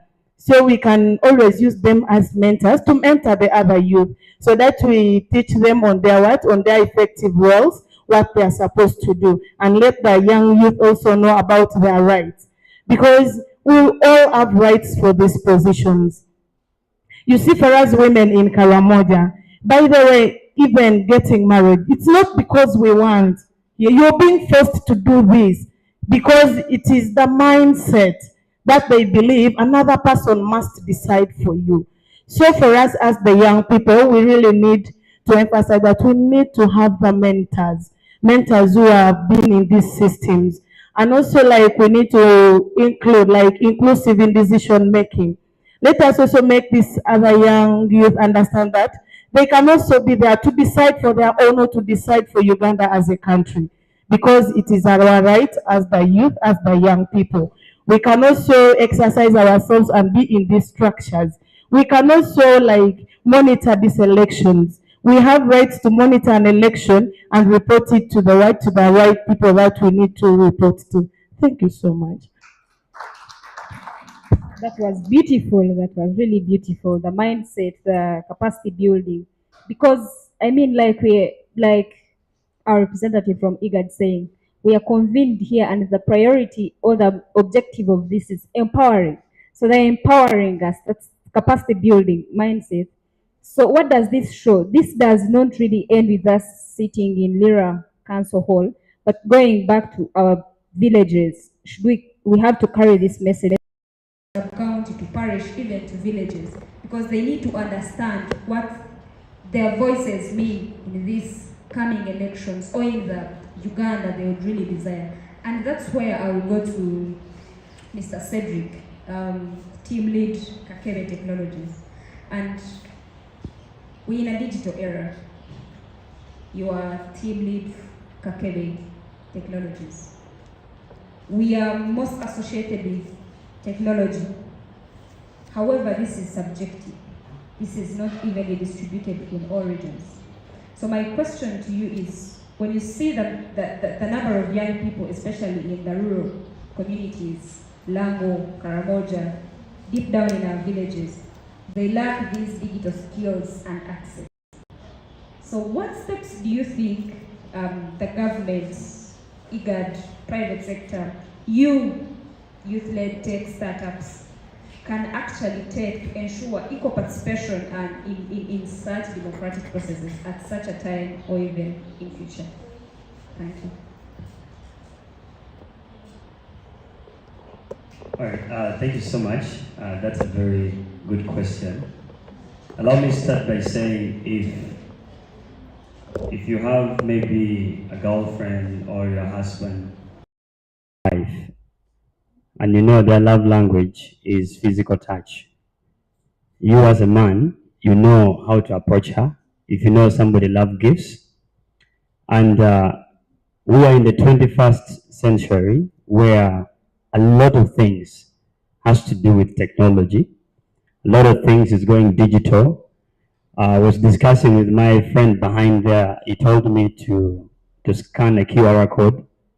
So I pulled my phone and I opened the camera and scanned it. But then he said, my phone still needs me to download what? A QR code scanner. Now that's a shift in technology, that you don't need 3 apps or 2 apps to do one simple thing. You need only one app. And now, looking at the context of elections and how things are going on right now, to me, in my personal view, technology cannot be dissipated to everybody. Not everybody will have access to technology. Just like resources, we have resources that are coming to us. We have different programs. We have PDM in Yoga and many things that are coming for people, but it cannot get to everybody. But the beauty of it all is there's a way that things are being decentralized. I always make a complaint that most of these nice events are happening in Kampala. And some of us might have transport money to run to Kampala every weekend to attend such events. But the process of decentralization, of bringing it closer to us, like what is happening today. Let's first give a hand clap for the organizers of this event. I am happy that all I have to do is spend less than even 10,000 shillings to be here. And to me, that is the same model with technology. In as much as we have programs, we have events and everything that is happening, and we have people who have these devices. When you go to villages, you will find somebody who has at least a smartphone, even in a home. At least there's a way globalization and digitalization is coming up where even the people in the villages are trying to find a way of being digitally or tech savvy, making sure that the people can also have access. I'll give an example. If there is a TikTok video that was posted, you're going to find a kid in the village knows about that trending video. You're going to be so shocked to know that there's a music video, a music that has just hit up last week, and students are in school.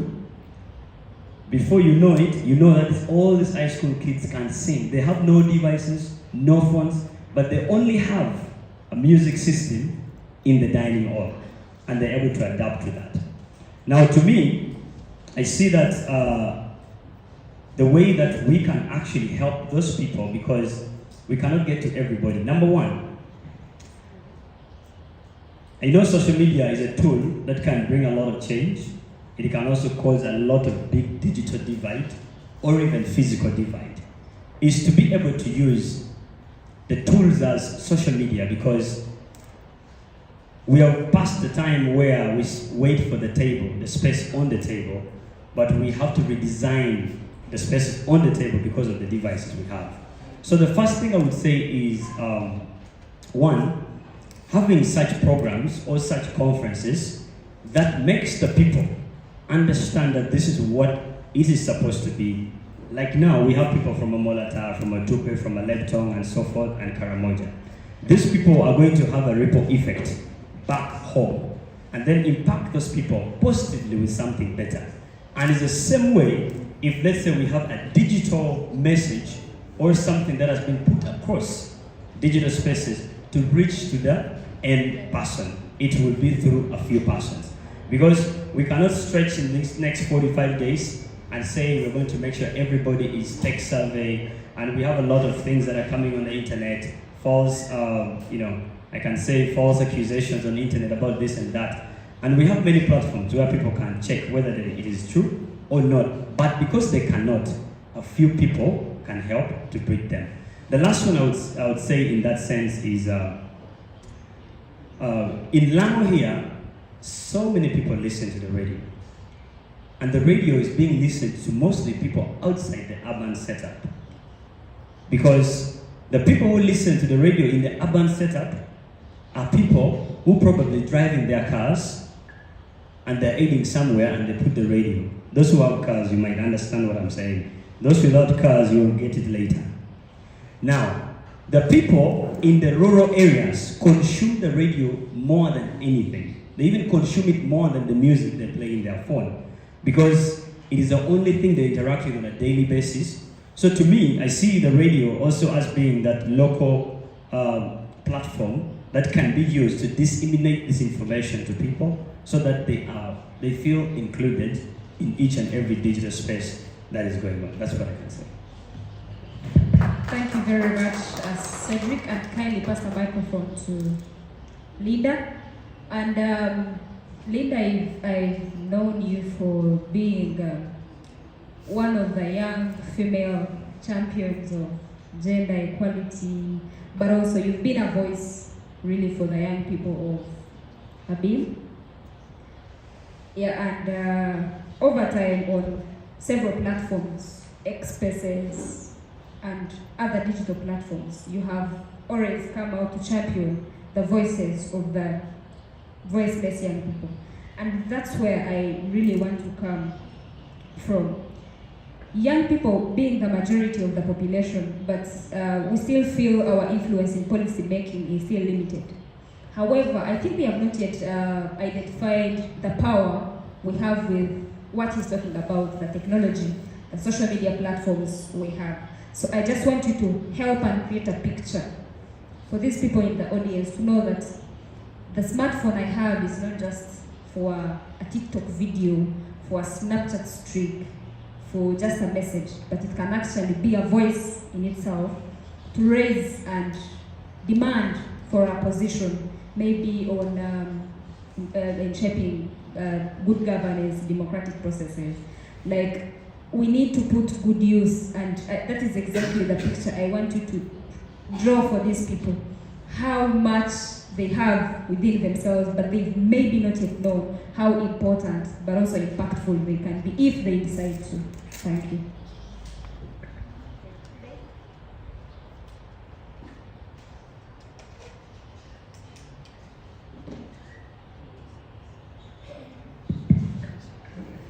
Oh, thank you so much. Before I go to that, I want us to understand our purpose for the election.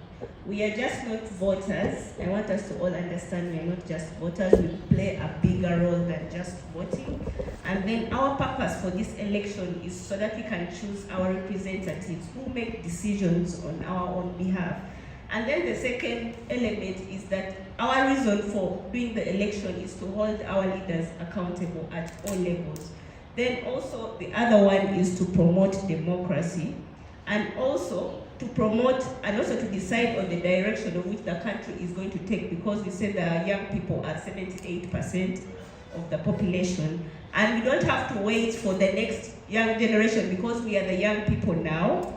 I want to inform the young people in this room that as we go on to our villages, our sub-county, our parishes, we should do a peer-to-peer kind of education. We as the leaders, what we can do is to do some sort of mobilization, create awareness amongst our peers about the election or the election process. Then also, we as the young people, we have to make sure we participate in these election campaigns. When you see a leader is trying to go through these elections, if you see someone is competent as a competent leader, make sure you go and rally with the leader that is trying to get the votes from you. Campaign with them. Make sure you're there at the forefront so that the other majority of the young people can know that, yes, this is the right leader. Then social media. Social media now is the thing that has taken over.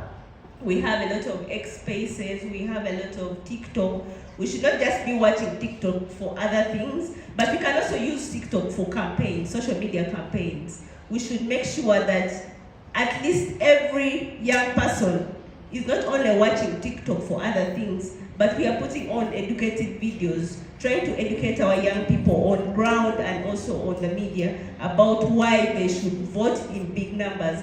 I know the young people nowadays, they have a very bad attitude towards election. They'll say, oh, even if we go and do elections, there's going to be rigging.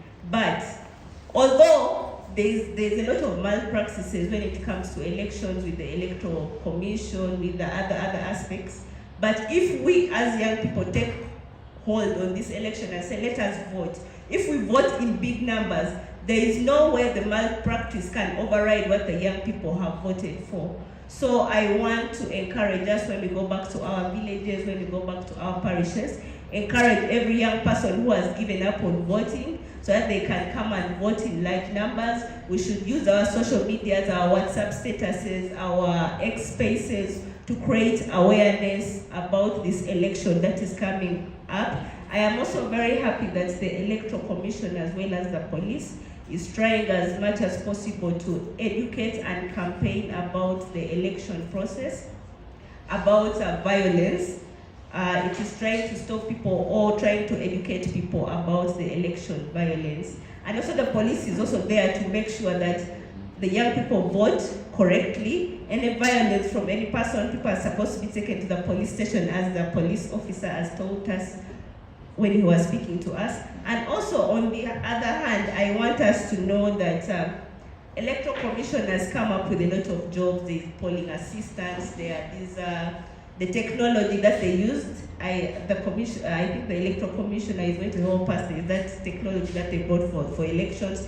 Please apply, the young people should apply for these jobs so that we can participate. Our participation is just not also voting, but also monitoring that these elections go on well. Thank you so much. Thank you very, very much, Rita, for that well unpacked. And I think it would be really unfair if I take monopoly over the stage and not let you, the audience, ask some questions. So I'll give chance to anyone who has a question to our dear panelists to raise it, and they're here to answer you.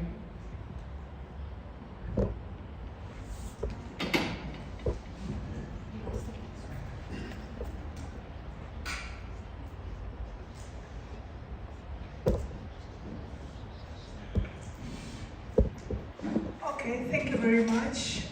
My name is Wacha Elizabeth Shakira, aspiring Northern Youth Member of Parliament on UPC ticket.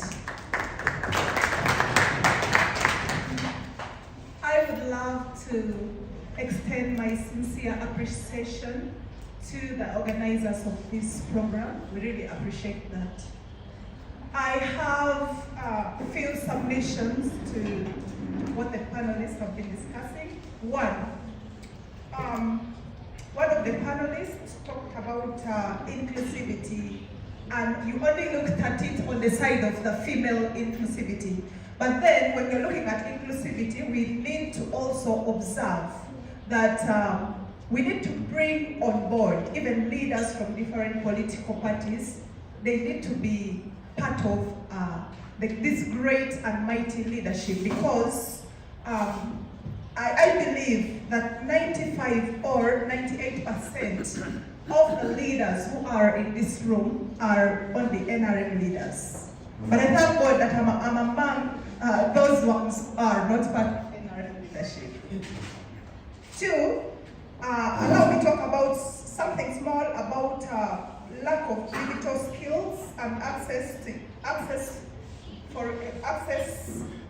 lack of digital skills. What Mr. Cedric has just shared with us. I believe that the greatest challenge that we have in northern Uganda is internet connection. And this comes as a result of a majority of our districts in northern Uganda having lack of electricity as well. So I believe that if we as the youth of northern Uganda, we push for an increase in networkings within our grassroots areas, even our dear brothers and sisters will be able to get access to this digitalization. Two, we need capacity building on things to do with STEM. You know, STEM deals with the different types of innovations and the rest. So we need to have what is being done in other sub-regions, also in our sub-region here of northern Uganda. We need to bring in this. And majorly, let us not only focus on people who are within the urban areas. Can we go deep into the interior, our brothers and sisters who are are within the grassroots and they are empowered in such a way. Then as I conclude, now we talk about something concerning the young people having little influence in politics. First of all, in policy making, when I look at policy making and policy decision, number one, agree with me that for we, the young people of Northern Uganda, to take a lot of action in this policy making, we need an increase in the number of youth representation in the parliament. Because the fewer we are in the parliament, the less our voices are heard. Two, we need also, we as the young people in this room, we also need to advocate for at least the regional parliamentary, youth parliamentary sitting, because this is very paramount. I really feel so bad when we all converge within Central Region for the regional youth parliamentary sitting, for youth parliamentary sitting. Let this be brought to regional level. Yes, because if we have people within Northern Region, they have their own problems that needs to be addressed within Northern Uganda. Now, if you take us to Central, how shall our voices be heard? Because time is always limited. They give limited time during this parliamentary sitting, and little is addressed. So let us push and advocate for that. I'd like to submit. Thank you.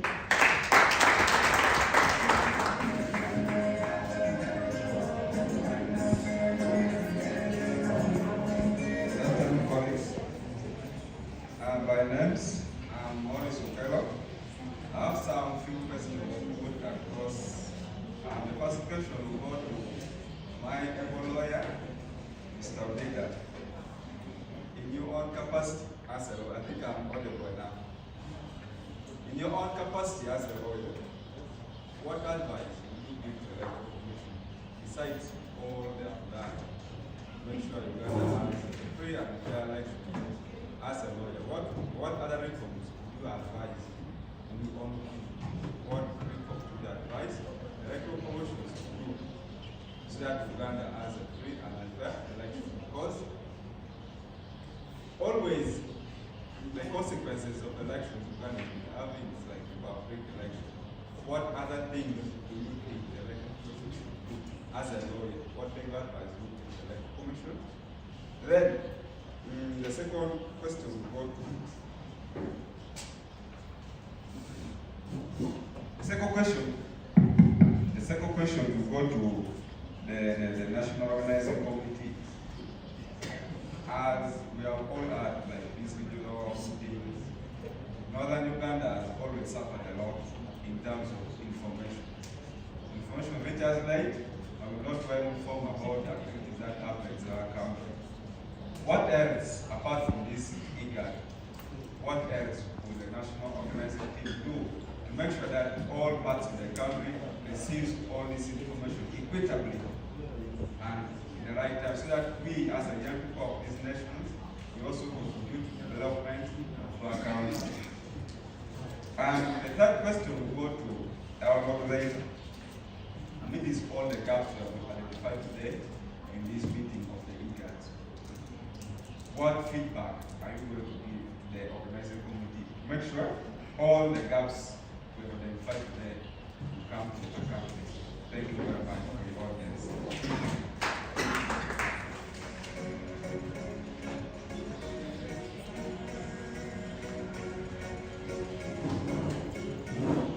All protocols observed. Good afternoon. My name is John Bosco Ode, the district chairperson for Napelatuk district. I'll take this opportunity to appreciate the organizing committee, organizing team for this. As the discussion of today talks about the empowerment and specifically to the youth, the leadership, our fellow panelists have finished tabling out what is very necessary or crucial for us to be included in the what? In the electoral process. The Electoral Commission had put under that one of the household mandates is to do what they call water education. Like my brother said as earlier, one of the roles that we are supposed to perform in this, we are supposed to undergo water education. However, we intend not to harm our brothers who are at the rural villages, especially those marginalized youth. Also speaking that there is what they call inclusivity. Do we consider those who cannot manage access, especially those who are in rural areas, and at the same time we are also advocating for inclusivity? Do we consider those blind youth, those lame ones who cannot be able to access where that information of water education is? Like we have talked of many things about capacity building, mentorship, and there's also social media, almost all what have existed. So my question is, how shall those marginalized youth in rural areas have they to meet all these services in order to fulfill their participation in the electoral process? Thank you so much. Thank you very much. And because of time, allow me my partners to answer the questions. Thank you so much once again.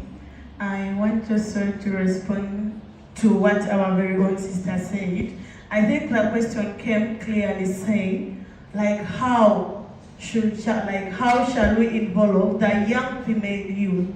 Because back the other side, it is we the young women who are affected. There are positions even in our own districts that are indicated saying that directly elected. And you find these positions are always taken up by what? By the other agenda. Women don't believe that even then they can participate in those what? In those positions because they are included, they are directly elected. So it is now back to us, the youth, who are our minds are open up to go and open up the other minds of the other youth outside there, that these positions are not only for the other agenda, we can also participate. Thank you so much. Thank you so much, my sister from UPC. It's my first time to listen to a speech from a candidate who is contesting for Northern Youth MP, and I'm so impressed by her submission. I'm very impressed. If we are voting today, I would directly vote for her. I mean, you guys know the deal. But what I want to say is, based on what she has said, there are so many of us here as young people, where we came from, our villages, our town districts, our homes, our regional cities. Our regional cities are really suffering because we have all conflued into the capital to find a better life. And we have huge potentials. Now, my appeal goes to those ones who are watching, to the leaders, to the people who actually support some of these programs. It is very hard for us to identify ourselves to be good. But someone told me one day that sometimes you need to believe in people's beliefs in you. So I would say that if you are in the policy making decisions or tables, or where decisions are being made, we can grow Uganda very well. We might not grow Kampala 100% the way it needs to be, but we can grow Bara, Tororo, Gulu, Lira, and make these places bigger and better with our youthful participations. Secondly, I've always thought about this, that as young people who are into the political scheme of leadership and everything, I am one person who doesn't know anything to do with political stuff. Me, I just work, I just do what I'm going to do. If I'm meeting with political people, we discuss what we're discussing, move forward. But I take so much interest in individuals who are in those spaces and seeing what we do with them. If I were the president of this country, I would say, since the people of Lango, I'm giving an example, actually Lango, Karamoja, I don't know how Karamoja is split up, Lango has about 10 districts, and all these people have problems. Northern Uganda has about 42 districts, and all of them, they do have problems. What if we had a representative for Lango, who is a young person, to go and represent us in that parliament? Or what if we had more representation in parliament? Because if we, the young people, make 78% of this country, and then you are only maybe 5 or 10% or even less in the parliamentary seat, it is very hard to decide what comes in your favor compared to what comes in the favor of the general public. So I would say that if we are taking the leadership space, as we talked about, also the RCC saying that we have a big voice, but our voices need not to come in a violent manner. And lastly, I would say this. I'm sorry, my submission aligned a lot with what she said. That also a question that he asked somehow. There is so much down in the villages, in district level, municipalities and so forth, and so much talent that is down there. And some of them actually don't need $1 million to bring it out. They don't even need 1 million shillings. They just need maybe 100K or 50,000 shillings to actually bring some talents out. She talked about STEM, science, technology, engineering, mathematics. That I see way back in high school, we were in DOC, we used to participate in this technology robotics competition. Every time we go for competitions in Kampala, 99% we win. And we are here from Lira. And this shows indication that great talents are not trapped in Kampala. It is actually trapped down here. But we only need to find a way of saying, maybe Igad, this one I'm recommending direct to Igad.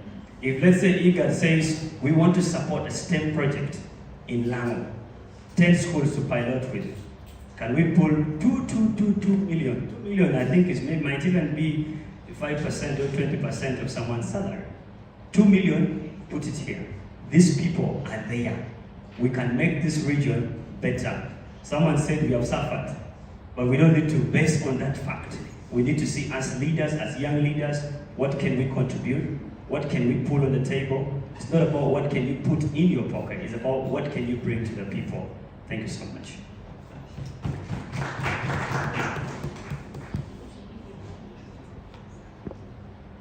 Thank you so much. I wanted to add on what my sister said there about policy making, of how the youth should be created some space enough, they should create some space for the youth to join politics in larger numbers. What I can tell us, the young people, is that no one is going to give us space or going to say, okay, this is for the young people. What I've learned so far in the political space is that you fight for it. You fight for what you want. I want to encourage the young people that when it comes to politics, please participate in politics as not just waiting for the special interest group to participate in it. When it comes to mainstream, please participate. When it comes to member of parliament, please participate. And also other positions in the political space, and we don't have to wait for the special interest group only. Then when it comes to inclusivity, being someone who is from the NRM Youth League and the NRM party, I have closely tried to monitor how the Electoral Commission and NRM carries the awareness about elections. I can say that for the past years, they have not been doing quite well, but I can assure you this time, when it came to awareness to the people with disabilities, to the women, to the youth, they have really done a great job. I think it's only us, the young people, that we have not got time. These guys of the Electoral Commission will not come and find you at your homes and give you the information. Please take your time, go to the offices and inquire. Don't just wait for them to come and give you the information. Information is not going to come and find you at your homes. And then I also want to encourage the young women, please join politics as much as possible. There are very, very few women in the political spaces at the national level. I want us to join the parliamentary positions as well. And not just wait to be female affairs, because that is a position that is for females. Why don't we become the chairperson? One thing that I'm so happy about Karamoja is that this time we are not waiting for Karamoja to develop. Our Youth League chairpersons in Karamoja, we have 4 women who are chairpersons, with me inclusive. And I believe Karamoja as a region, in the next 5 or 6 years, it's only women that are going to take over. Thank you so much. Thank you. Thank you. Thank you very much. I also want to thank my sister from UPC. I'm actually a voter, so depending on your level of consistency, I might be tempted to stay in your camp. I had a question from my brother. What would be my advice to Electoral Commission to ensure that there is a peaceful election? Well, I'm someone who believes that information is power. And my advice to the Electoral Commission is very, very simple. Empower yourselves before coming to empower us. Because when you empower yourselves, you can empower us better. This is my analogy, right? That you cannot help someone if you are actually lacking or leaking in your own house. My minister here will tell you that there's a lot of things that they intend to do. They have goodwill. They want to do voters' education. Can they do it? This program wasn't organized by the Electoral Commission. This is what they should be doing for us. Do you think they can have it on a daily basis? No. 1 or 2 conferences cannot help because there's a lot of people even in Lango sub-region. Let me paint a better picture. There was a question that was asked here about the 14 days. I hope you heard about it. What do you think these able leaders are lacking? The information about the 14 days. Let me break it down for you people. You see, the MP position or elections is governed by what we call the Parliamentary Elections Act. When you read the act will tell you that, for example, if you have a dispute or you are aggrieved by the decision that was passed by the returning officer, you have 7 days to lodge a complaint to the Electoral Commission. The Electoral Commission in return has 7 days to make sure that they respond to your complaint, constituting 14 days. But also understand that there are areas whereby you might not be happy with that decision. That is whereby you now start thinking of a petition. Section 79 of the Parliamentary Election Act tells you that if you are aggrieved by the petition of the by the decision of the Electoral Commission, you have 30 days to petition to High Court, which will become the final making body. But again, most of you stop there. That's why I've had people complain that, you see, the law is strict, we can't just do this in 14 days, you have to collect a lot of signatures and all that. No, because you don't know the law, you will go to blame the administrators, you will go to blame our dear RCC, the DPC, that no, these people are not okay, they go to parliament. No, you see, when you're dealing with the law, you need to understand that the law is not strict. You can always adjust. If you cannot fall, or if you cannot go within the provisions of the 30 days, you can always seek leave from court to fight outside the 30 days. So these are things that we are trying to say, that the only way the Electoral Commission can empower us is by empowering themselves so that they can empower us better. Thank you.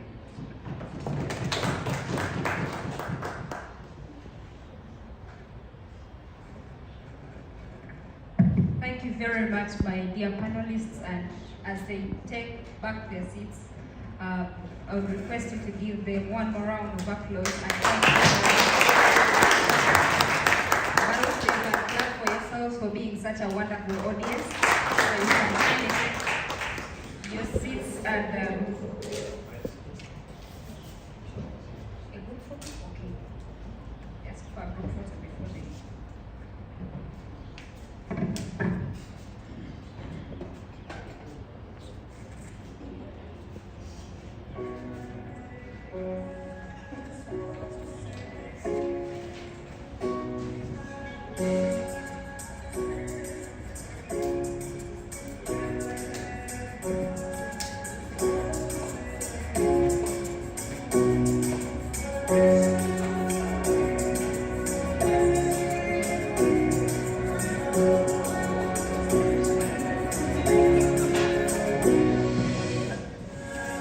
Thank you, DJ. So we are coming even into our event. I now call our representative from Igad, Mr. Tibebu, to give the closing remarks,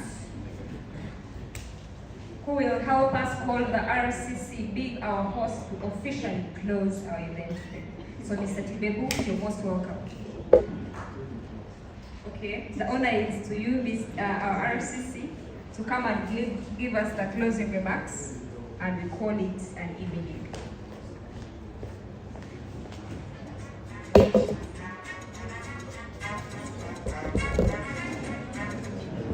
Once again, I'm up, and I thank you very much. Participants, it's been good. I do not want even to take 1 minute here, but more thanks to our dear sister Kanyesije, who has been a very good master of ceremonies and also controlling the program and doing everything. Can we give a rousing hand for that? Panelists, you were great. We thank you for the deliberations you have made, all the panelists and the participants. I think we needed 3 days, but time was not on our side. And Igad, thank you very much for ensuring that this engagement was a success within these 3 regions. Gentlemen and ladies, when we go back, please do the needful. 15th of January is the day that we shall decide the destiny of this nation. And make sure that you are in charge of your districts, of your elections, of your security. Are we together? Be in charge. Do you understand when I say be in charge? No intimidation to the young people and no voter bribery. You be the eyes of Electoral Commission wherever you are. They cannot be everywhere. Work together with the respective offices of the RDCs and of the DPCs and any other stakeholder, including Electoral Commission, for the smooth flow of our election. I thank you very much once again, and I wish you journey mercies. For those who are going back to Karamoja, wish you safe journey back. For those who are going back to Acholi, wish you well. And would love to have this engagement once again when we meet again and we discuss other things. The organizers, the Youth Council, I can't say much, but I thank you very much. My brother, the secretary, the treasurer, right? Yeah, the treasurer, National Youth Council, you've been on my case from day one, and you made sure I'm here today. I had to abandon everything else to come here. You know, the president is visiting us here on Sunday, and ordinarily I wouldn't be here. There are a lot of activities going on, but I chose to be with the young people because that is my rule. So I thank you very much. I thank you very much for ensuring that I come and be part of this organization. With those few remarks, I just wanted to put a disclaimer that I am not longer the treasurer of the National Youth Council. My term of office has ended. I am the Igad Special Youth Envoy, but today I'm not the envoy. We have the Special Envoy seated here. Thank you. I apologize. I withdraw with apology. And I address you as such, as a special envoy of the Igad and then the other team. But I thank you very much because you started coordinating with me, I think, a week ago about this. With those remarks, ladies and gentlemen, I declare this engagement officially closed, and I say this for God and my country.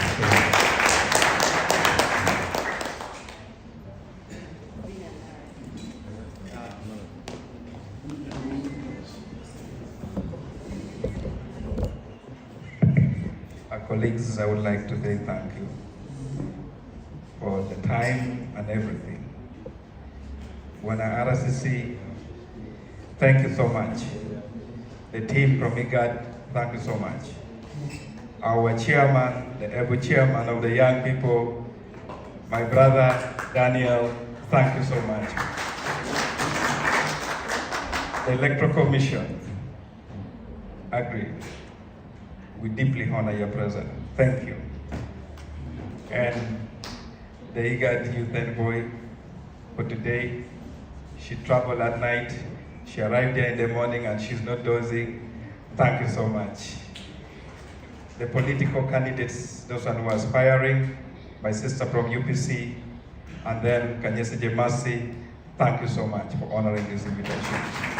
And of course, most importantly, the young people of Lango and Karamoja sub-region. Please clap for yourself. I am not going to say anything else. We have spoken a lot of English, and I know that we are hungry. And also I know that we have to go back. For those ones who are going back today, home, wherever we all came from. But one thing I want to assure you, Chairman and your team, is that we are going to work collaboratively together to support these young people. This is the beginning of the 1,000 miles. Let's be disciplined, let us cooperate. The office is open for all the young people. We have so many exciting opportunities coming up. Thank you so much. Papa, Tibebo, you know, an elder is always an elder. So he's like a parent to us. Thank you for gracing this conversation, for giving it the outlook of intergenerational conversation. Let's clap for him. And there is a half man we are going to meet after here. He's behind. Let's clap for him before you go. Thank you so much. That is our accountant. He's the one going to handle all your logistical issues. But the institution has a policy, and I want to apologize that there are things we can't change. That when it comes to accountability is what we really celebrate, it's what we really take it very seriously. So we are all expected to have a photocopy of our national identity card, and then your name will be there, and you'll be given what was communicated. Each person is going to go back with $100 US. It is not change. $100 US is approximately 350 something Ugandan shilling. It was clearly communicated. Thank you so much, my people. I have heard so many things that has been said, but I think that we are going to do better. And we have identified the people we shall continue engaging. We are coming up with the Climate Coalition Network. We are having the Igad Youth Ministerial meeting next. We are having the forum that will be implementing the national activities. We have so many in store. Let us just keep connected, let's keep working together. And I will also we shall think about together with the team from National Youth Council, how best we can have the regional youth parliament sitting next year. We are going to think together. It is our journey. We must support one another. You being here, you're supporting Igad. Igad coming to you is supporting you. Igad has a lot of projects that are implementing. And this now make my work easier to recommend, to communicate the youth leadership within those respective areas where the project is being implemented. That they engage time and again on doing Igad's programs. Let's clap for that. Thank you, thank you, thank you so much. May the Almighty God be with you all and see you all again. Thank you. Daniel, kindly communicate where people can photocopy their IDs. There is lunch available here. You can decide as we make arrangements with the accountant to start giving people their money.